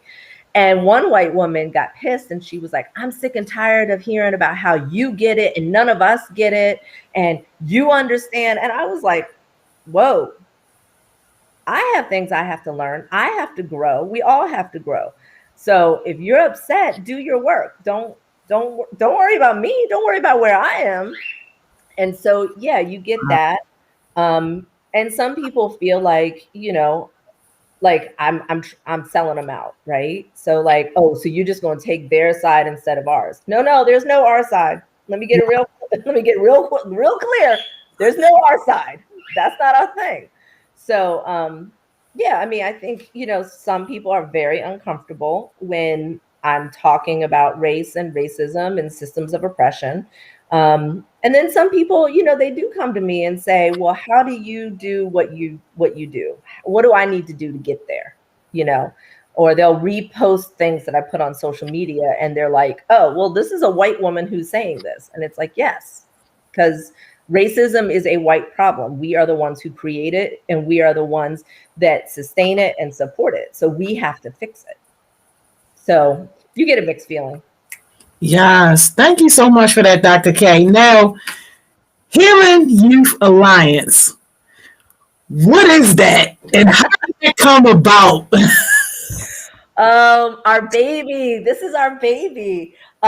So Healing Youth Alliance, last March of 2020, Miss Joni, myself, and Miss Andrea from the Black Mental Health Alliance and Miss Sharita from the university, we got together and said, what if we all pulled together and we had young people, like Miss Joni could recommend young people, and then we could work together between the Black Mental Health Alliance, like Miss Nia and Mr. Richard, and then Mr. Oren from the university, and then I could help. And we could have kids come into this program and learn from Black social workers about being social workers and mental health and healing, specifically in the African-American community, because there's not enough Black social workers. There aren't. And so especially you're looking in a city like Baltimore that's 61% African-American, and then you go to see the school social worker and they're all like white, blonde hair, blue-eyed, and 12. What is that going to do? Like, really? And I know this because I teach them. And so I wanted to say, like, come on, we have to have people who understand what is it like to grow up and live in Baltimore? What is it like to, go to schools and be like, really? Like, you have a teacher telling you you're never going to do anything but dig ditches? Like, it takes a lot to rise above that and not believe it and kind of go, oh, okay, I guess so. So I don't need to work hard. I don't need to finish. I don't need to whatever. Because you're like, well, if that's all I'm going to do, it doesn't matter, right? So we created this program. And so first you do 12 weeks where you learn about mental health, healing, systemic racism, how racism impacts the Black community. And you do that for 12 weeks. In those 12 weeks, and I see some of our ambassadors are in the chat, they will tell you, you have to come to those classes. Then you have to create a PowerPoint between each class showing what you learned. And you're going to meet with graduate students at the School of Social Work who are going to talk to you about that PowerPoint. Like, how does it look? What needs to be better? What looks really good? They'll also just talk to you about, like, how's your day going? How's your week? Whatever. Then you do that for 12 weeks, and then you present it to guest mentors. We have about 30 to 40 guest mentors who come and listen to you present that information. You choose your topic. So we've had people choose incarceration, sexism, historical racism, healing-centered engagement, men's mental health. Like, you choose the topic, really, right? Then you present it. You will get feedback, and we lovingly tell you what needs to be fixed. I will tell you, we will be real. We are preparing you to be experts in the field. We are not going to sugarcoat it. We're not going to be like, oh, that was a good try. We're going to be like, okay, but here's what needs to be fixed, because we expect you all to be up here. We have extremely high expectations. Then you do another 12 weeks, usually with like me and Miss Nia and some of the grad students, where we're talking to you about being professionals, about doing outreach, about getting your presentations together, all of that. And then we have a conference. So cohort 2 just did their conference on Tuesday, and they did an amazing job. We had 250 participants. The feedback was 100% positive. And the city councilman was there. The mayor's office yesterday was just talking about it. And so this has led to this like amazing movement where we have all these people reaching out and wanting to set up new cohorts in different parts of the state, presenting at statewide conferences. We've had young people present in California. It was virtual, but in California, they've helped the Biden White House. So it's gotten huge, and we're ready to start a third cohort. I just had a young person yesterday reach out to me and say, I'm interested in that third cohort. Can we meet? I met with them for an hour yesterday. So, you know, it's an amazing experience. You'll be with amazing people, but it's the counter to what I experienced of that teacher saying, I'm never going to be anything but a ditch digger. We are here to tell you, you are going to be experts, and we're preparing you for that. And so that's what the Healing Youth Alliance is really there to do. Yeah, we're hard. Sometimes we are hard. Sometimes you will get a cuss out. Now, Miss Joni's cuss out and my cuss out are different, but we both will do cuss outs. we both do cuss outs, just in our own way. I do the social work cuss out, where it's like, I don't understand what do you need? What is it that you need to do that? Whereas Miss Joni's like, you ain't cuss enough. Like, you're too nice. Stop being so nice. I'm like, Exactly. And Dr. K, can we also add on to what you're saying to let people know, like, when they get you prepped and ready to go out and do these presentations, you are basically training youth serving organizations on like the various aspects of mental health from a youth perspective, so that they can build better relationships with young people. An example of that is like Baltimore City Police Department, who desperately need the help of the Healing Youth Alliance to repair their relationship with young people. Our school system, I don't know who told them they're doing a great job. They think they're doing a wonderful job. Right. Again, Healing Youth Alliance is going to be a partner helping them to create better relationships through the work that they're doing in mental health. And Dr. K, you pay these young people to get this training when they should be paying you. That is something, you know, I was thinking about it the other night, and I was like, wait a minute, I don't think this is a very good business model in my mind. So right now, like, if you wanted to come to Maryland and learn from faculty like me, right, you have to pay, you know, tens of thousands of dollars to attend a class. University. Right. Public university. So you might have to spend, you know, $8,000 a year, and you got to go there 2 or 3 years, depending if you're full-time, part-time, all this other stuff. When I get asked to go and present someplace, I'm like, okay, $1,500, that's how much it's going to cost if I present for a day, because it's nonprofit stuff, right? But you all in the Healing Youth Alliance, you all get free training from people who are typically charging hundreds of dollars an hour. And we usually trained master's, PhD, and up. What we've done is said, nope, the heartbeats deserve to get this information directly from us. So you're not learning from somebody who, you know, they've been working for a day and a half. You're not learning from the 12-year-old. You're learning from people who have 25 years of experience, associate professors at the university. You know, we have national level recognition. I'm presenting in Vegas in September to train all of their youth workers on how to work with young people. So you're getting this amazing training, and you get paid. So you get paid every week if you come to the training with your cameras on, and yes, I'm looking at cohort 1 and 2. This is my face when I have to say, could you turn your camera on so I know you're here? Right? Why do the guy say that? How many times? Why do I need to send a text saying turn your camera on? And then it's like, well, why do we have to? Because I called your name 4 times and you didn't answer. That's why. But anyways, so you have to come. You have to have your camera on. And you have to participate, right? So the speakers are asking questions. They're like talking about things. So we want people to be like, oh yeah, I had a friend that da-da-da, or I've seen that, or, you know, whatever. Then you do a pre-test and a post-test. Now, when I say pre-test and post-test, I'm talking 5 questions that are multiple choice. We don't care if you get all of them wrong in the beginning. And at the end, we hope you get them right because that's what we just taught you. So it takes 5 minutes. It's not a hard test. And then you do your PowerPoints. You get paid every time you complete all of that. We send a list to Miss Joni and say, yep, they did, you know, they showed up, they did their pre-test, they did their post-test, they did their PowerPoint, and you get paid. And then after the graduation, this is where it's hilarious. I literally will put out an email and be like, I need 3 people to come and present for an hour, and each one of you getting paid $125 for an hour. For that 1 hour. For 1 hour. And you're not even talking for the whole time.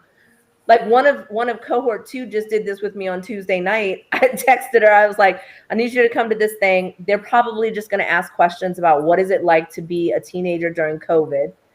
And she was like, all right. She came on. I think she spoke for 5 minutes. I think 5 minutes, and she's getting $100. And Dr. K, for some of them, when they do those hour presentations, they getting $320, $350. Because I get the invoices, so I'll be like, huh, okay. Yep. It just depends on the contract, and it really puts it in your hands. So I put out an email and just say, I need 3 people for a panel. And depending on who emails back the quickest, that's the 3 people that are going to do it. I also have gotten, I get press, right? So I had WBAL text me yesterday. Hey, I need a young person to talk about such and such. Got you. Send out a text. I know for the people who text me back right away, and I can be like, can you be ready in 2 hours to stand up and do an interview? Yep, got it.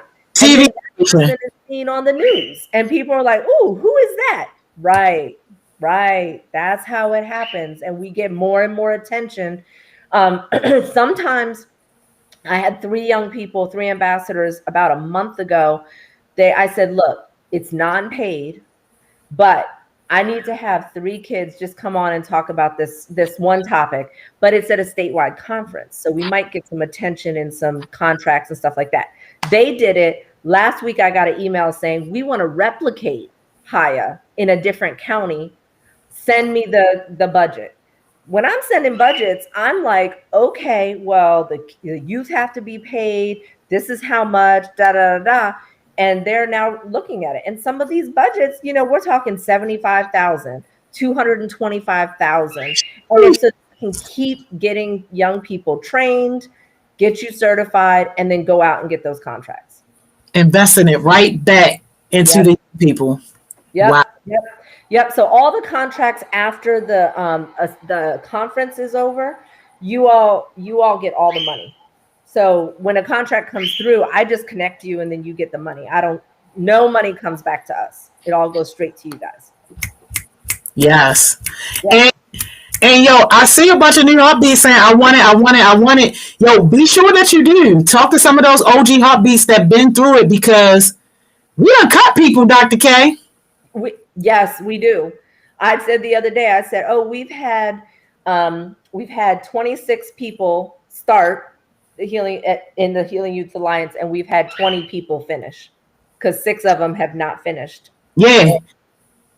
Some of them won't finish. Yo, and let me tell y'all this. It be them boys most of the time. We had one girl that was cut, but most of the time it be them boys. And like how Dr. K said, like Black people are already underrepresented in social work, and Black men even more. So yes. And the problem is that when I was talking about this yesterday, like as a Black male getting into social work, first of all, scholarships are going to be coming through because they're going to be like, what? A Black male social worker? Done. And you'll get hired before you finish graduate school. Wow. Because people are like, we need Black male social workers. There's no question. We need them. And so if you can, if you come, you're engaged and you do these presentations, I'm telling you all the time, every time I'm asked for panels, I'm always like, I cannot have 3 Black women show up and not have Black men. Like, we need Black men out here. So I'm always trying to figure out like, okay, but I need more. We need more Black men who finish the program. Right. And like, yo, don't do it just for the money. Dr. K, I feel like we got to stress that. Like, if you only do it for the money, you're not going to be successful and you're not going to have an impact. We need people who really care about these issues and who are really willing to invest themselves in these issues. The money going to come. As you see, Dr. K working her butt off to get them checks in. So the money going to come, but it has to be something that you're passionate about. Yeah. You have to want to change the world. You have to want to go out and educate people and make a difference. Because if you're doing it just for the money, you're going to get burnt and people are going to be like, I'm not trying to have him come or her come because, they're not really about it. They need to see the passion. They need to see that energy. And that energy and passion. I was in a meeting yesterday with a police officer, and he specifically said, I can see your energy and passion. So let's talk about what we can do for partnerships, right? Yes. So that's the thing is, if you don't have that energy and passion and you're just repeating words that you've heard, nobody's going to want that. They're going to be like, nah, I don't want him. I don't want her. So you got to come with that passion, and it's political. Part of what we're talking about is healing is a political movement. Because there are a lot of people out here who have tried to keep you down throughout history, today, and definitely tomorrow. And so by doing the work of healing, you're saying you didn't keep me down and I'm going to prevent you from keeping other people down. And that's the attitude and energy you have to come in with. Because if you're like, I'm going to get here, I'm getting my money, they're like, okay. Yeah. And it's not do anything. Yeah. And Dr. K, what were people saying to you when you first started putting young people in these spaces? Because young people aren't traditionally in these spaces. And this is like the first time anywhere, like in the country, that this is happening. So you really are pioneering something. Yes, we are, Miss Joni. We are pioneering something. Dr. K, this was your idea. Y'all don't let Dr. K fool y'all. She like to give all of us credit, but this originally her baby. I just came along as a proud co-parent, and I'm proud to be so. But like, she really did brainstorm this, and we are so thankful. But I know people was looking at you crazy, like, what? You bringing young people to this? What? Yeah, they were. I mean, it definitely had to be, what happened was there was a lot of meetings where people would turn to me and say, so what do you think that young Black teenagers in West Baltimore need to help with the healing about trauma? And I was kind of like, well, as I'm not a young Black teenager in West Baltimore, why would I speak? That doesn't even make any sense. And so then I started to say, well, why don't we just have some young people come? And then I was like, whoa, I'm not going to set anybody up like that. Because that's what other groups do, right? They're like, oh yeah, I'll bring 3 ambassadors. And then I sit in meetings and I'm like, but they haven't learned the information that they need. Their voice is there, and that's important. That's very important. But they also need to have some of that knowledge that they can teach other people, right? And so I didn't want to set up a situation where it was like, here's 3 young people who are here, so ask them about trauma-informed care. Like, that's not fair to the young people. So when I started talking about it, and then it was like, okay, I'm going to really make sure that they're ready. I had people who were like, people talk about young people coming into these spaces, but like, what are you doing to prepare them? So when I tried the model, they were like, oh, okay. And I was like, right, have them come. And that's why we do those conferences, because when people see the conference and they go, oh, this isn't what I thought, this is totally different. Right. This is different. So that's why our young people have spoken to the mayor, spoken to the city council, our consultants with the mayor's office, consultants with creating a media campaign. This morning, I got an email that was a still shot from the conference on Tuesday from the police department. And it was like, oh, I see what y'all are out there doing. So that happened, I mean, it happens. But yeah, there definitely was pushback. Now there's less because we have the reputation we have, because the ambassadors have gone out and they're like, oh, okay. All right, now I see we're talking about something different. Right. Come on now. Yep. And Dr. K, is this eventually going to grow past Baltimore? It's already in the works. In fact, on today's Friday, on Wednesday, there's another county in the state who wants to replicate it, and 2 different groups in that county have reached out to replicate within that same county. And so I had to have a conversation because I didn't want there to be competition or an issue with their not, collaborating or cooperating. And I said, well, why don't you all combine? And so we'll have one chapter in the county. And they said no, they wanted to keep it separate. So now we're looking at 2 replications in a different county already. Wow. And like, what about cities like Chicago, Minneapolis, like places like that? Did you see higher going there to be replicated? I certainly think it could. I think that's where your brilliance comes in, because, you got that business mind. Y'all have to remember, I'm the social worker. I'm the one who's like, I think we should just hug the kids and teach them and make them feel good.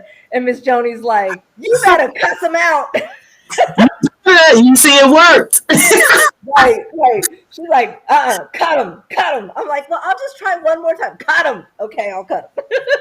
So see, now that's why, as parents, the 2 of us are great. You got the one that's like, all right, now pull them up, and the other one's like, can I hug them first? But we got the balance now. But yeah, I definitely think we should be doing it in Chicago, Philadelphia, Los Angeles, like places like that are ideal for the Healing Youth Alliance. It's just about getting our name out there and showing them what we know how to do. And that takes time, and it's a heavy lift, because then you got to figure out, like, how are we going to contact the right people in those states or those cities to replicate it, But I think it'll happen. New Jersey has reached out to me before. They weren't ready to do it, but they had reached out and said, this is a really interesting model. So it can happen. Yeah, we never have enough time. Dr. K, I swear I could talk to you for the rest of the day. I didn't even mention the fact that you be hooking young people up with jobs at the University of Maryland. Oh yeah. Yep. Every single cohort, we've had young people who have been hired at the university. And we're going to continue doing that. And the university knows it, and they already have set it up so that they know. I just say, I have another young person, and they set it up and get it going. Wow. Because it helps with your resume. Because I'm also thinking for you all, when you go to college, you can say, oh, I was a research assistant at the University of Maryland School of Social Work. That's a whole different thing than I worked at Wendy's. Totally different. Talk about Dr. K, can I share your Instagram with them? Yes, of course. Sure. Okay. Put that on our resource sheet, y'all, if y'all want to connect with Dr. K. Dr. K, we need a 10-second jewel from you. Dream big, and you'll always get your dreams met. Yes.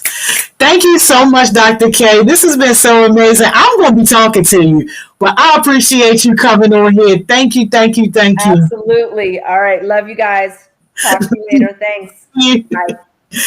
Didn't I tell y'all? Now y'all see why that's one of my faves. Didn't I tell y'all? And talk about opportunities. I hope y'all heard what she said. She's making sure that you guys are equipped to go and get the bag for yourself. Y'all getting trained from top-notch professionals and doctors at the University of Maryland, y'all. Like, listen, I'm done. Go take y'all 15. Yo, go take your 15. I see y'all back here at 12. Bye, y'all.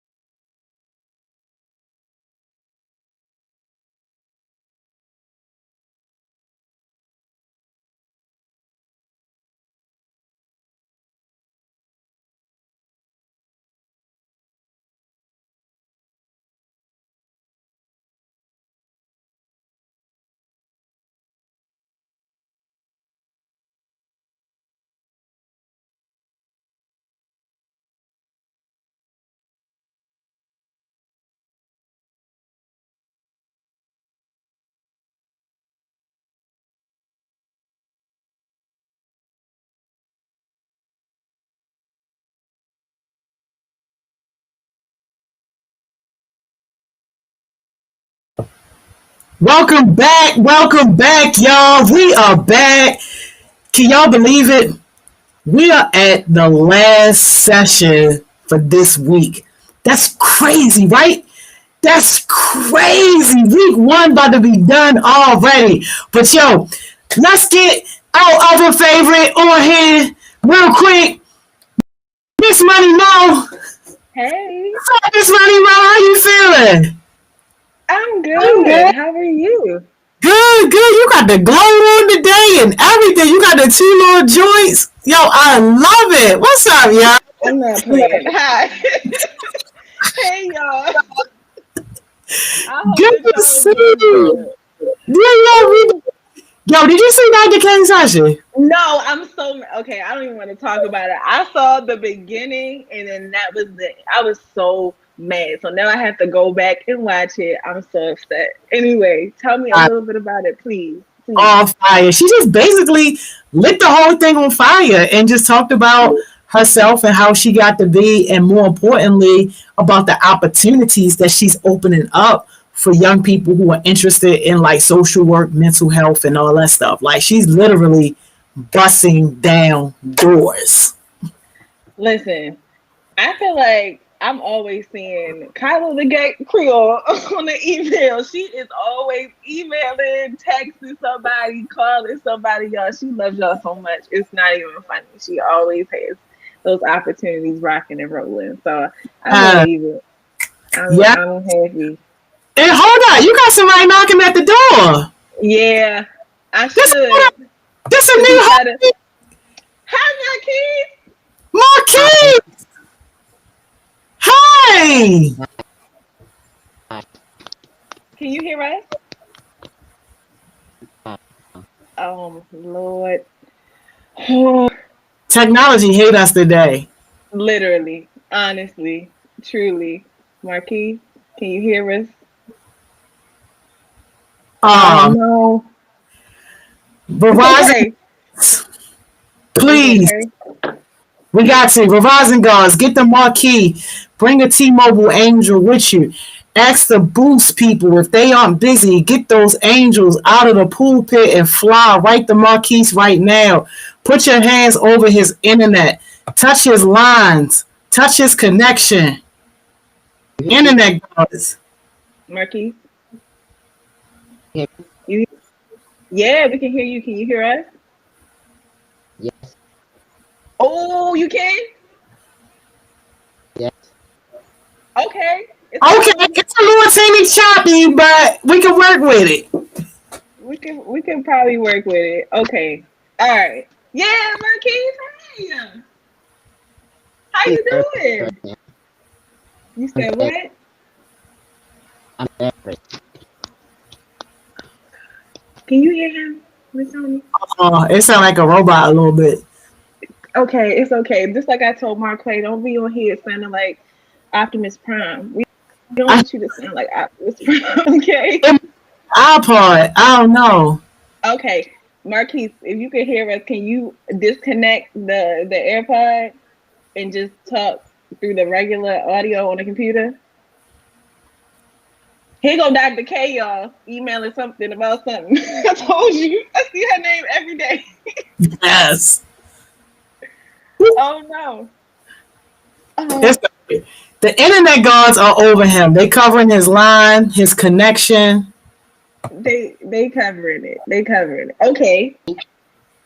We can hear you a little better. Say something again. Hi. Hi. Miss Joni, can you hear him? Yeah, I think it's good. I just didn't hear him talking. Welcome. Okay. Oh, no. Hello? Yeah. It's like freezing. So we can hear you better, but it's freezing. The picture is freezing.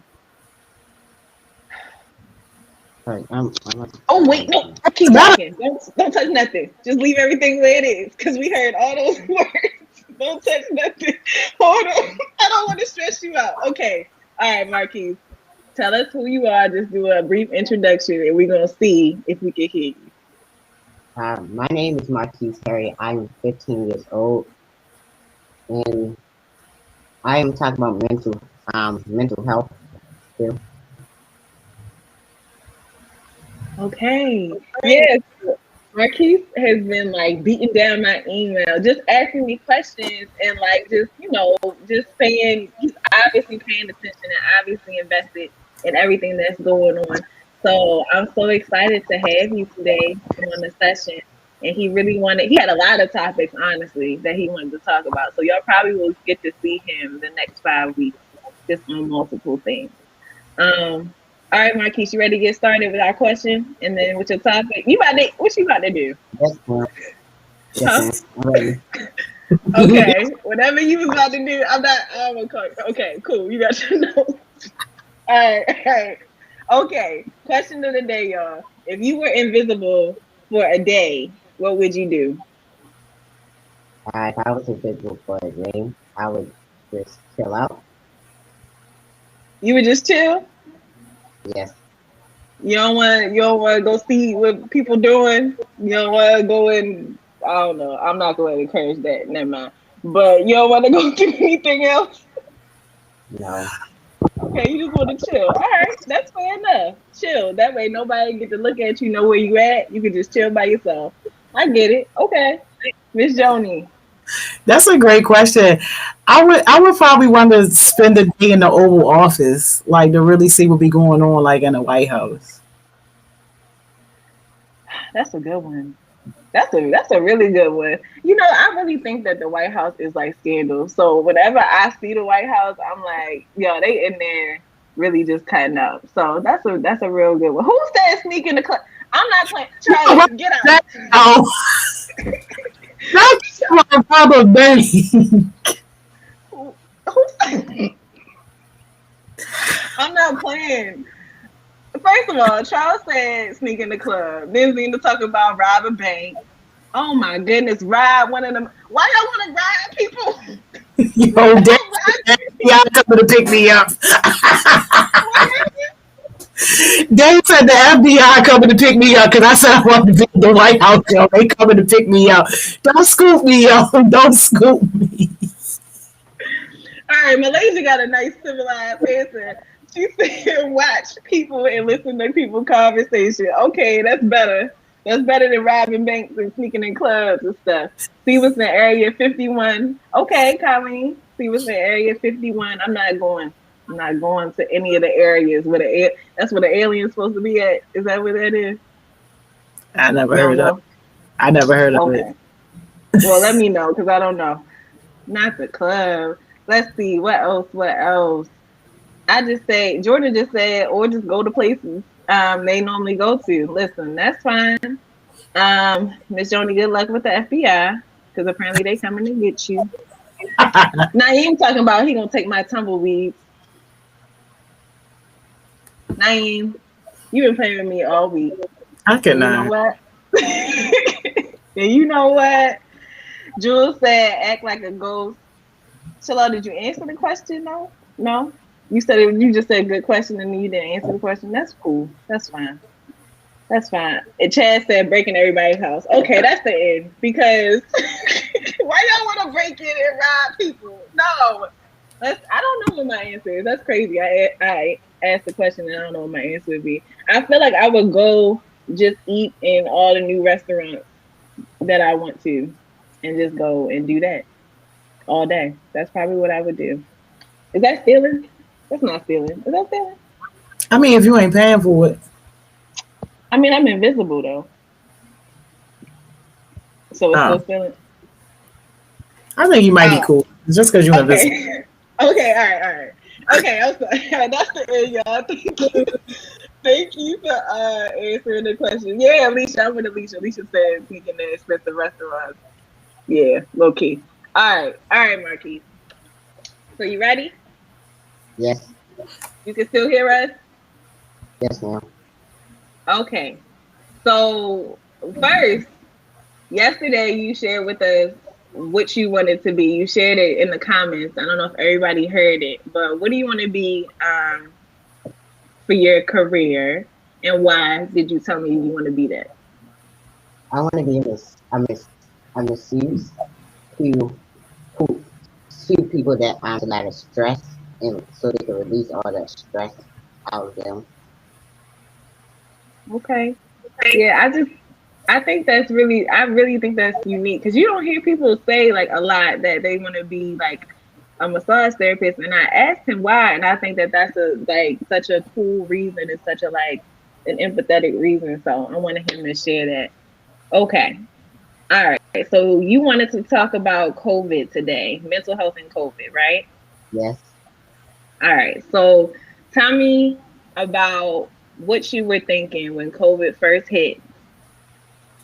I was thinking about wearing my mask and washing my hands a lot because I like to wash my hands a lot. I I have I have OCD. I like to have stuff clean and organized. I can't stand stuff a mess, and I like to move things around because I can't have stuff stagnant and having this stuff the same way. I like to move things away around. Okay. And so when COVID happened, were you like, did it scare you a little bit or did it make you a little bit nervous? Yes, it is scary, but it might be another virus coming, but we have to be prepared. Like we have a pantry in our house. We have a pantry. We stack up. We go to the market, so we store up. We put our foods in the pantry downstairs. We have a lot, and I think we should store it because we don't know what else is coming. And then what if the new virus that's coming? What if that comes and then we won't have no power, no water, or nothing. Okay. I didn't hear that last part. I just heard no power, no water.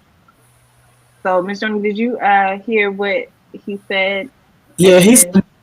he said no power, no water, no nothing. Okay.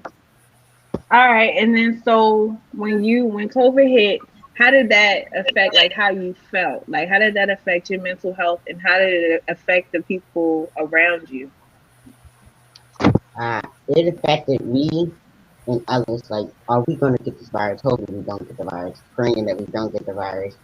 And the governor lifted the ground, like we can't wear masks. We can wear masks if we want to, but I'm still wearing my mask with my family because we don't know if like some people might out there still got the virus and might still contract and it could spread more faster without the masks being on.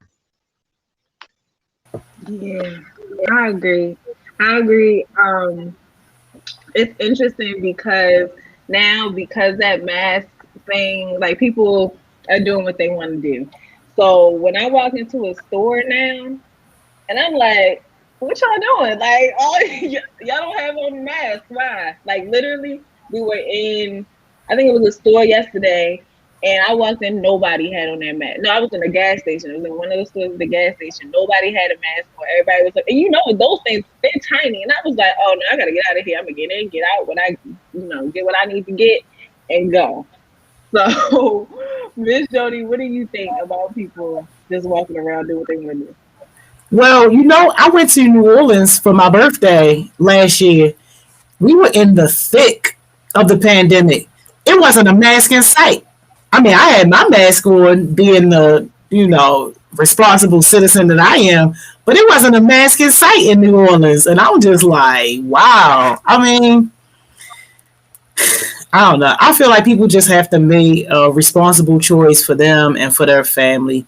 Now that building done fell, I'm like, anything can happen.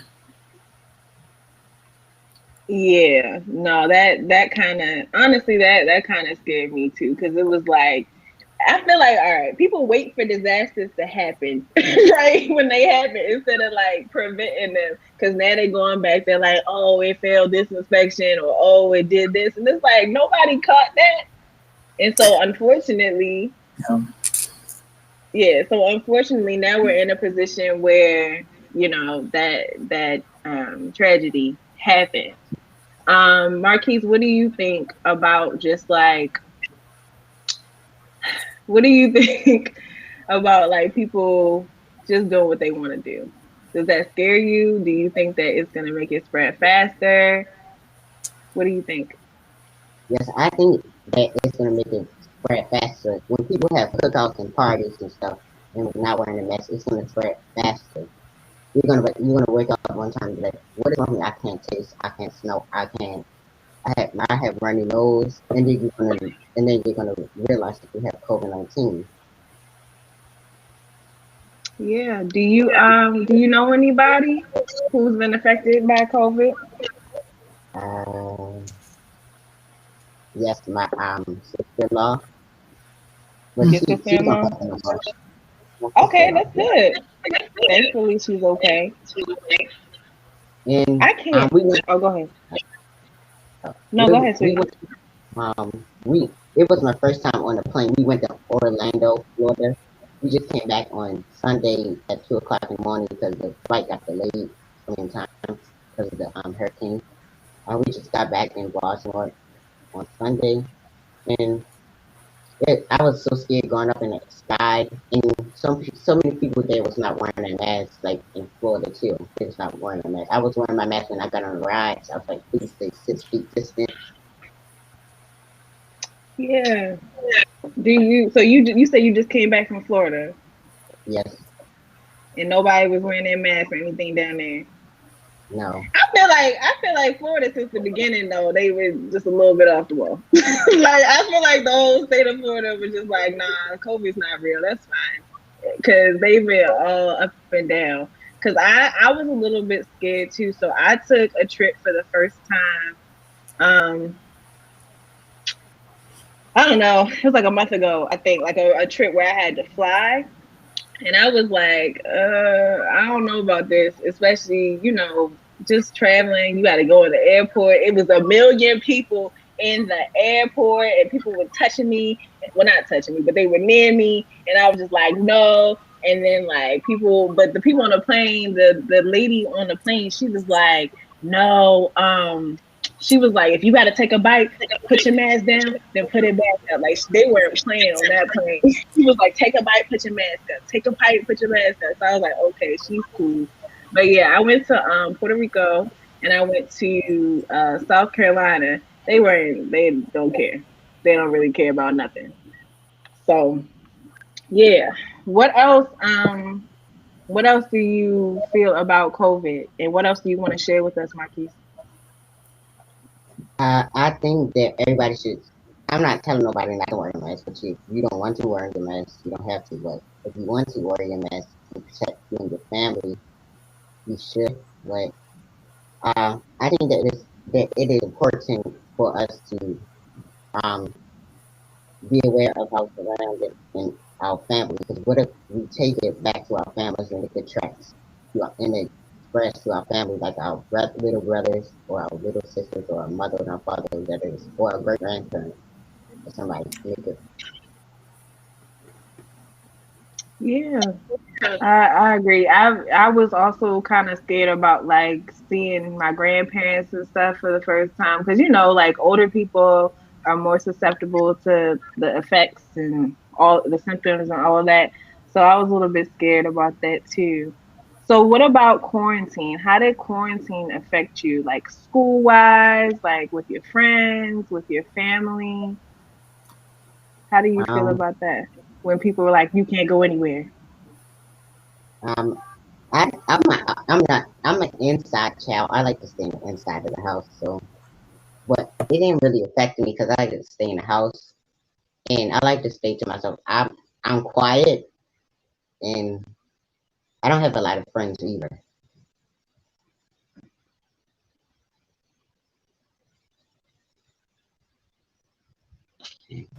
Y'all couldn't hear what I said, could you? Uh, I was like, so you didn't even care. That was just like that was your regular life. You didn't really, you weren't too affected by it. Not really, but I like the virtual school learning because I think it's Mm-hmm. better that you're in virtual learning because you don't have to worry about nobody cough. Well, even if people cough, that don't mean that they have some people. That don't mean that some people have COVID-19 because if they cough, what nowadays you gotta be worried about people coughing and sneeze because it might be that allergies too that's here, and it might, and if they're coughing, if they get cold, that don't mean that they have COVID-19 though. Because COVID's been here before COVID-19 came here. People still got sick before COVID-19. Yeah, people definitely did. It's interesting because when COVID came over here, at least that's when we knew that it was over here. At least that's when it was in the media and stuff. Right before the shutdown happened, I actually got sick. And I was so scared because I was like, okay, this new thing is over here. They just said that a lot of people are being affected by it. Nobody knows. There's no test because at that point there was no real test for it. I had to like call like a nurse hotline. Um, and they did like a screening, but there was no official test. There was no like way of really telling. So who knows, honestly? Because I was actually really sick at that time. I was trying to act like I wasn't, but I was really sick. So it's scary. I see y'all in the comments. I feel like I'm missing some of the stuff, but I do see some of the comments that are saying like people, people that were affected by COVID. You may have seen people, who have survived and have not. So I'm sorry that y'all had to go through like seeing your loved ones, going through that kind of thing. And it's also interesting with COVID because it affects and hits everybody differently. Some people have no symptoms at all and are just like out here just fine. And then some people are really, really, really affected by it. And even after having COVID, like I know quite a few people who have been affected, like they still have like loss of smell, or they still have like loss of taste, or they still have a lingering cough. So it's interesting. I'm glad that we are in a place where it seems to be getting, better. Treatment seems to be getting better, but um, it's definitely been a journey. And anybody, y'all can feel free to come up here and share your COVID experiences too, if you want to, if you feel comfortable, because I know some people's stories are harder than others. Miss Joni, how has COVID affected your life, just in general? Well, me being a natural introvert, like it kind of gave me more space. And I'm not saying that I didn't like what I do, because definitely I miss being in person with like the heartbeats, but I don't miss none of the meetings I was rushing off to, or none of the other things that I had to do, like the like adult stuff. And like for me, like we leveled up like times 10. So even though it was definitely a crisis, and I wouldn't wish that on anybody to go through like the sickness and stuff like that, but just like the impact of COVID just really forced us to be creative and do things differently and find different ways to connect. So I'm actually a little bit thankful for COVID, because without it, some of the heartbeats that we met last year, if it wasn't for COVID, we wouldn't have never met them.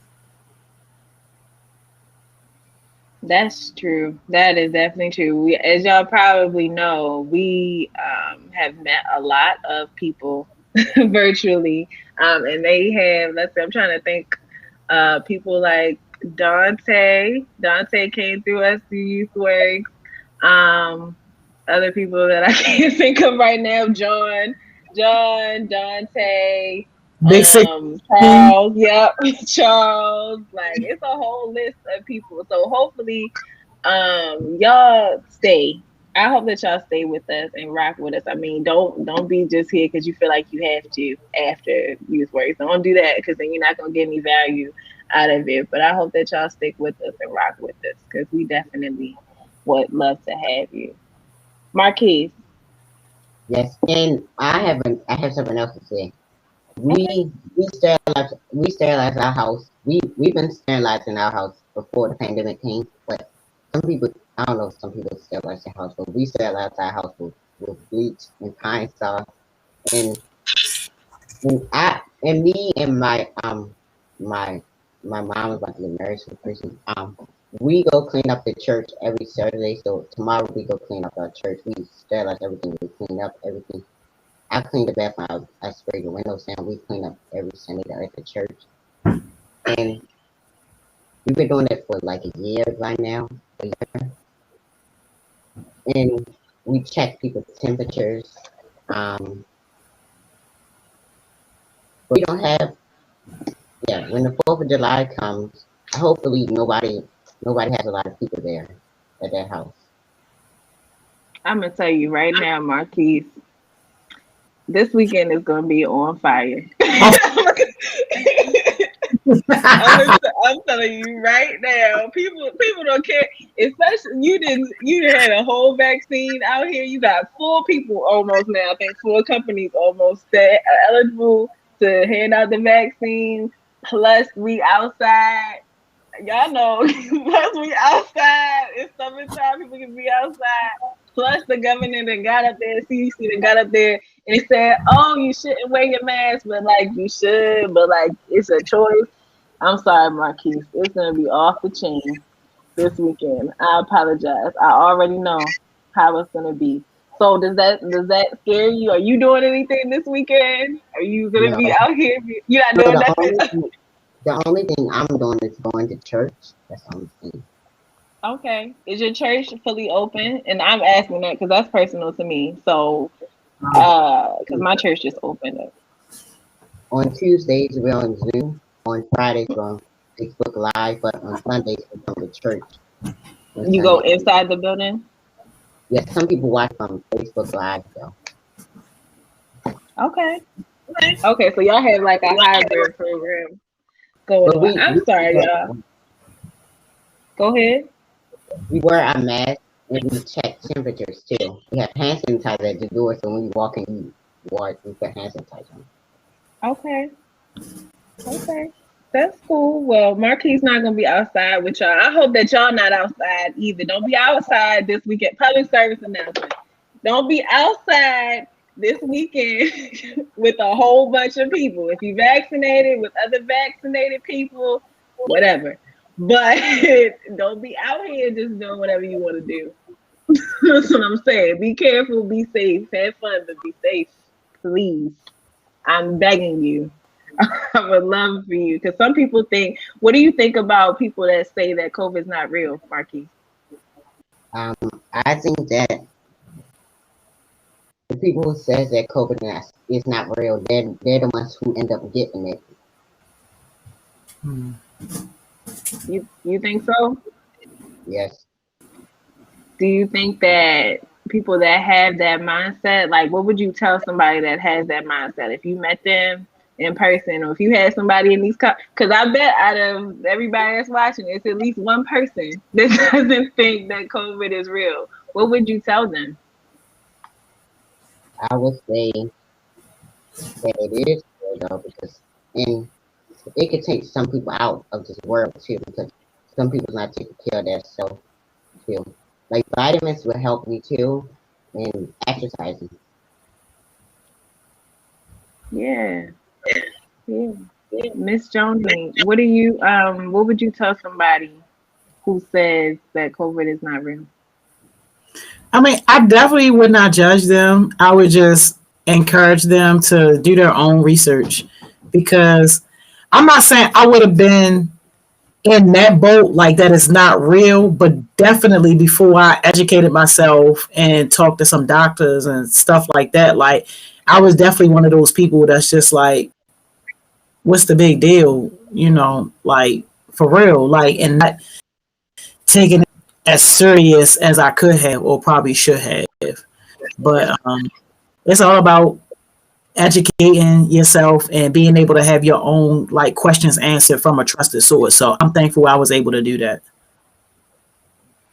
Yeah, I think that's super, super important, being able to have access to like real and relevant and just information from a good source, because as much good information as there is out there about COVID and everything like that, is just as much bad.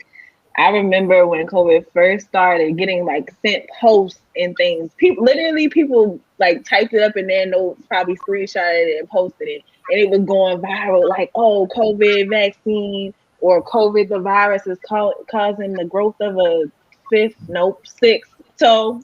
I forgot how many toes we got for a second. Or like it's causing the growth of an extra arm. Like I was seeing the most crazy stuff about COVID and everything. So y'all just be careful and be mindful of where you're getting your information from. And if you don't know where to get your information from, then ask somebody that is reliable. I see talking about some people talking about we outside, and some people saying you won't see me outside. So listen, make an informed decision. Everybody here is old enough to make an informed decision, and we've all been living the same life for 15 months.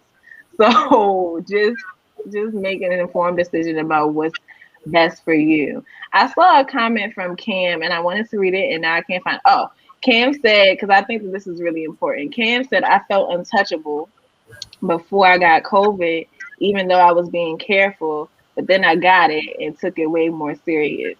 And unfortunately, Cam, you know, that's a lot of people's stories. As Marquise was saying, like when I asked him about what do you think about people who think COVID's not real?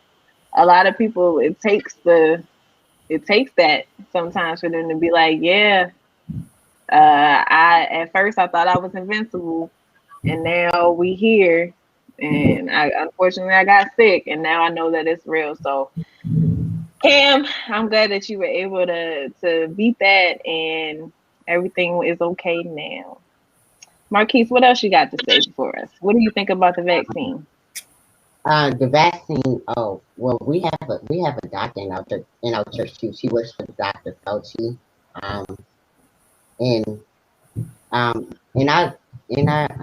I researched something too. The vaccine has the virus has the Pfizer has Moderna and Pfizer. 1 second. I think it's Moderna. Moderna has Moderna and Pfizer. And I got it confused. No, it's okay. You were saying Moderna and Pfizer. The Pfizer one is better than the Moderna one because some people is allergic to some of the things that they put into the vaccine to kill. I thought, you know what I really thought you were about to say? I thought you were about to say something crazy is happening with Moderna. And I really didn't want you to say that because I have Moderna up inside of me. And I don't want nothing crazy to happen to me. That's what I thought you were about to say. So y'all just pray for me. Would you get the vaccine, Marquise? No judgment. I'm just wondering. Yes, my mother got both of her shots, but she didn't make a schedule one for me yet. I want to get mine. I want to get both mine. Okay. All right, y'all. I got both of my shots.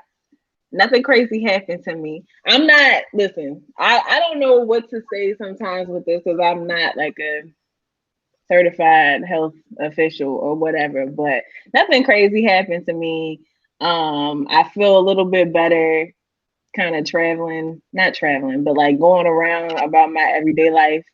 The only thing I kind of had was like a sore arm, especially after that first shot. That first shot took me out. I feel like I couldn't even lift my arm up.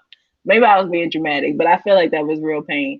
But the second shot was better. And I didn't have any crazy side effects or anything like that. So I don't know. That's up to you. That's up to the information that you educate yourself with. I'm sure your families and your friends have a lot to do with that too. So, you know, just whatever you want to do. I see some of y'all saying that y'all got y'all shots. Again, I think it's cool. I think it's a good thing, but everybody has different opinions. Miss Joni, what do you think about the vaccine? Well, I get my second one next week. So yes, but I was definitely one of those people that like switch sides because like at first, you know, I was just like, nah, I'm not doing that. But again, it was that educating myself and then also having trusted people in the medical field that I could like really ask my questions that I had about it to for me to make my decision. So I'm good with it now. I still leave it to everybody as their own personal decision. I don't think that anybody should be judging people or making people feel bad, you know, if they haven't switched over. I think the best thing we can do is offer them resources that we have and just give people space to make their own choice. Yeah, I agree too. Yeah, it's for a little while too. When the vaccine first came out, I was also skeptical actually. Not for not for a very long time, but I was just like, first of all, a lot of us, all of if not all of us, have not lived through a time where a disease has come and like basically like affected all of us like this. You read about things like, when influenza first was a thing and when all these other diseases were a thing, you read about this stuff in books, right? So we haven't lived through a time like this. So when they came popping up with the vaccine, I don't know when they started doing the trials and all of that, but it was early. And I was like, I don't know. I really don't know about that. It's a little bit too fast for me when nobody knows the long-term effects. But after doing some research, also talking to people, kind of in the health field, who are also part of minority groups too, because that's also a thing. Like notoriously, like Black and brown people have not been treated well by the medical system, have not been treated well by doctors and people that's supposed to help us and support us. So I was like, but then as people I knew were starting to get it and they were okay, they seemed okay. I was like, all right, we might be okay. So, and like I said, I feel a little bit better just kind of in my everyday knowing that I have it, especially in my household with the kids and all of that stuff. So, yeah, that's pretty much what I think about COVID. Marquise, anything else you want to say to us today? Yes, one more thing. One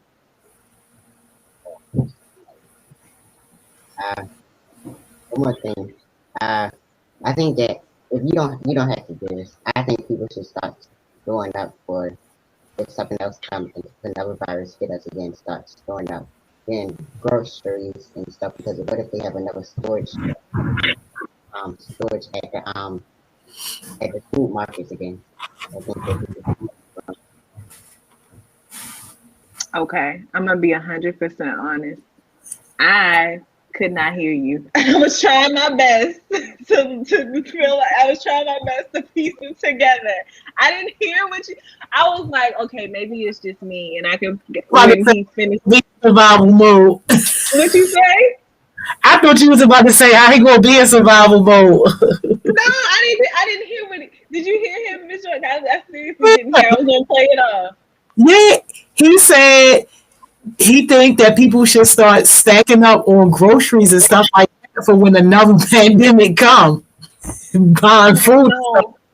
Buy what you need. Don't buy. Oh my God. Okay. Flashback. Y'all. Okay. Shalom. I don't know if you're still on here, but I really wish that he was on here. So right when stuff was like about to close up, like for real, Shalom and I went inside of Walmart. When I tell you people were in there acting crazy. Shelves were empty. There was nothing. They had like 3 boxes left of disinfectant wipes, right? This guy, I'm sorry, this is a random story, but I had to tell this story. This guy in the other aisle heard me say, hey, Shalal, you remember this story? You know what I'm saying? Coach Johnson. I'm sorry, some of y'all, I call him Shalal, but I know y'all know him as Coach. Some guy in the other aisle had disinfectant wipes, heard me say that I needed some. He was like, come here. Like for real, like whispering in the Walmart, like I found some. And I was like, thank you. Took the whole box busted. Like it was the Hunger Games in there. People were like finding rolls of one roll of toilet paper and taking it. I was like, y'all are really out here acting crazy. It's only 2 people that live in your house. I could never. It's 2 people that live in your house, and you need 18 rolls of toilet paper. Right? I could never. I know everybody remembers that. All right, Marquise, we wrapping up. I'm sorry, that was traumatizing. I was just like, nah, we gotta do it. We wrapping up. One last question for you, and then you're gonna do your jewel. We're gonna get out of here. Okay? Yes, ma'am. Okay. What made you want to come up here and do your own session? At first, I was scared to get on here, but when I got in here, I'm not scared no more. What made me want to do my own session is I wanted to share something about what I thought about COVID-19, what I think that would help other people so they can start doing the same things. They don't have to do it, they don't want to. Okay. All right. Thank you for sharing with us, Marquise. So, what's your jewel? My jewel is to be careful because the pandemic is still out there, even if you don't wear your mask. Okay. All right. Thank you. And my jewel is don't be afraid to try something for the first time. It may surprise you. Okay. Yes. All right. So y'all, we out of here. We gonna see y'all Tuesday. I was about to say Monday. We're gonna see you Tuesday because we off. Oh, real quick, because I didn't say thank you directly to Jada on Wednesday. So thank you, Jada, for taking over and killing on Wednesday. I appreciate you. No, Tuesday. One of those days this week. Thank you. I don't. Yes. Thank you, Miss Money Mom.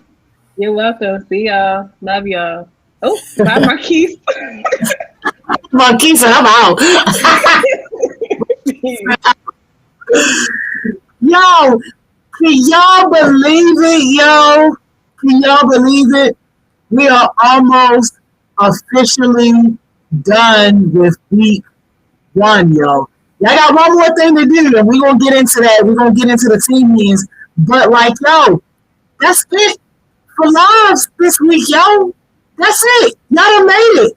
Week 1, yo. We down to 5 more weeks. Didn't I tell y'all that the countdown was going to be real? Didn't I tell y'all we going to be at graduation date before you know it? Before you know it, yo, I'm going to be saying, yo, welcome to the last week, yo. This our last Monday. Watch. Watch what I tell you. But I hope somebody had a great day at work, yo. I hope somebody had a great week at work. What I say I was going to do, yo? I said every Friday I was going to have those mentors put somebody up to get $100, right? On top of your youth works, right? This is a cash app on a humble, right? Didn't I tell y'all that? So shout out to the mentors who follow directions and sent me your names. You know who you are. I appreciate that. And for the mentors who didn't nominate anybody, yo, if you ain't got nobody, just say that. Just say, yo, I ain't got nobody. Don't leave me hanging. But who getting that $100? This is a nominee that I got, yo. And this person clearly wants success, is clearly learning and trying to take some of these lessons learned and apply them and do bigger and better things, yo. This person is, and forgive me if I say it wrong, yo, Jamari Powell. Jamari Powell, if you on here, DM me your Cash App, shorty. Jamari Powell, if you on here, DM me your Cash App. Just waiting for you. Just waiting for you, shorty. DM me your Cash App. Jamari Powell, congratulations, yo. Congratulations for stepping up.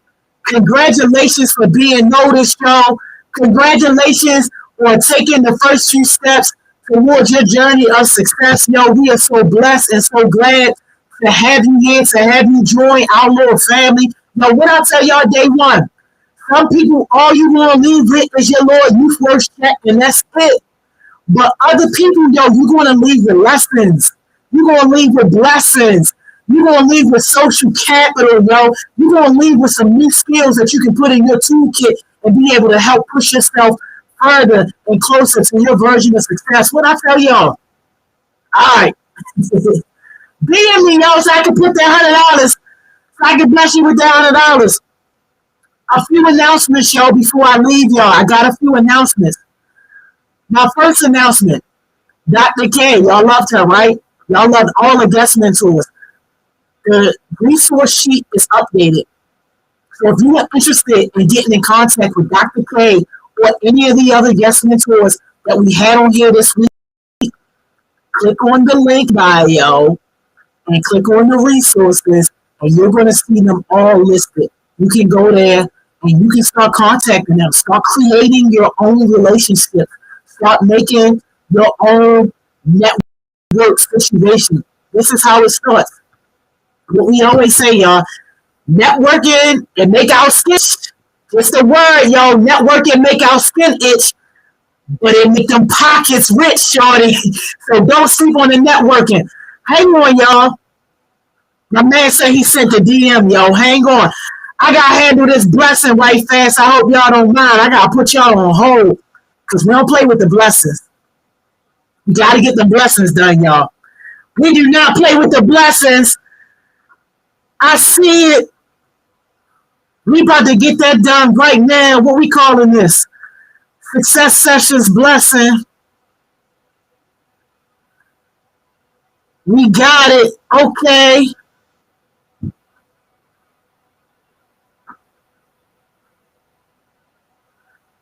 I see it. I see it. Yo, your phone should be dinging, shorty. Your phone should be dinging. Congratulations. Congratulations, you got that. That's on you. You got that. Congratulations. All right. My next announcement, y'all. We ain't got no work on Monday. Monday technically is the observation of the holiday. So we won't be on this live on Monday. So Monday, no, work on your goals. Technically, July 4th is Sunday. So my message is going to be spend your time with your family, celebrations, whatever you want to do on Sunday. My advice to you is even though we are off, don't you dare take Monday off, yo. Don't you dare lay in that bed all day long and not do nothing. Don't do that. Even if you only work a half a day, yo, get up at your normal time and work you at least a half a day. Work 4 or 5 hours towards your goals, towards your dreams. Like, yo, if you are serious about success and reaching your version of success, if you're serious, then you got to start thinking differently. You can't be like the rest of the world because now you're not like them. So while everybody else is taking the day off, everybody else sleeping in and all this other crap, they're not doing nothing. Yo, you're not them no more. You're not everybody else no more. So you got to think differently. You got to act differently. So if you're serious about your version of success, yo, you get up. And even though you ain't getting on here with us, you got your goals, right? You got your plan. Work on your goals. Work on your plans, y'all. That's my advice for the people that's really serious about success. Monday might be a day where you ain't got to be on lives, but it should not be a day off. That's that. But we'll see you back on live Tuesday, 10 o'clock. You know what it is. And then my last and final announcement, y'all, is the day is not over. I'm about to send y'all on break, and you're about to be on lunch till 2 o'clock. But at 2 o'clock, report to your team meeting. Every Friday, this is what we're going to do. Every Friday, the last session is going to be dedicated to you linking up with your mentors and the people who are in your group. And y'all going to be doing a few things. You're going to be reflecting on some of the lessons that you learned. But more importantly, you're going to be talking about your goals and the things that you want to get accomplished and seeking help from your mentors on how you can accomplish those goals. Now, if you are stray and you don't have a team home, but you want to join a meeting because you want to be productive, in the bio, yo, if you click on the bio, there's some links to some of the team meetings that you can join. So the mentors that sent me their links, Cam, Big 16, Coach Johnson, they sent me the links for their meeting. You can join one of their meetings. It don't matter. They still want to show you love. They still going to make sure your voice is heard. They still going to make sure that you helping in whatever way that you need help and that you are getting help with your goals, yo. So join one of those meetings. It's okay. Like, trust and believe. They want you there. But we only want people that's serious about success, yo. No broke bum energy. Like, those team meetings are for winners only. So that's my final announcement, y'all. Anything else that I need to get to y'all, I'll make a post and put it on a story. Other than that, y'all already know what I'm going to say, yo. After your team meeting, go and be productive. After you get out of your team meeting, yo, that should not be ending your day. It should be starting your day. That's where you got to go and really buckle down and work on your goals, yo. And if you ain't got no goals, oh my God, yo, that's a way bigger problem. Don't hit me up, though, yo. Hit up one of those OG heartbeats and get you some goals, because there's nothing worse than not having any direction, yo. You definitely need some direction. So work on your goals. And if something come along and it's not connected to your goals, it's not connected to your version of success, no, don't do it. That's where your discipline got to come into play. And you just got to hold yourself back and hold yourself accountable. Like, nah, I'm working on me right now. I'm working on my goals right now. And you really, really, really just got to buckle down, yo, and get it done. All right? If you're rocking with us later, I see you on Focus Friday, 7 o'clock on Instagram Live. You know how we do. But other than that, yo, I'm going to see y'all Monday. No, not Monday. Tuesday. Tuesday is the new Monday, y'all. I'm going to see y'all Tuesday, 10 o'clock. You know what it is. I'm out. Y'all enjoy your lunch.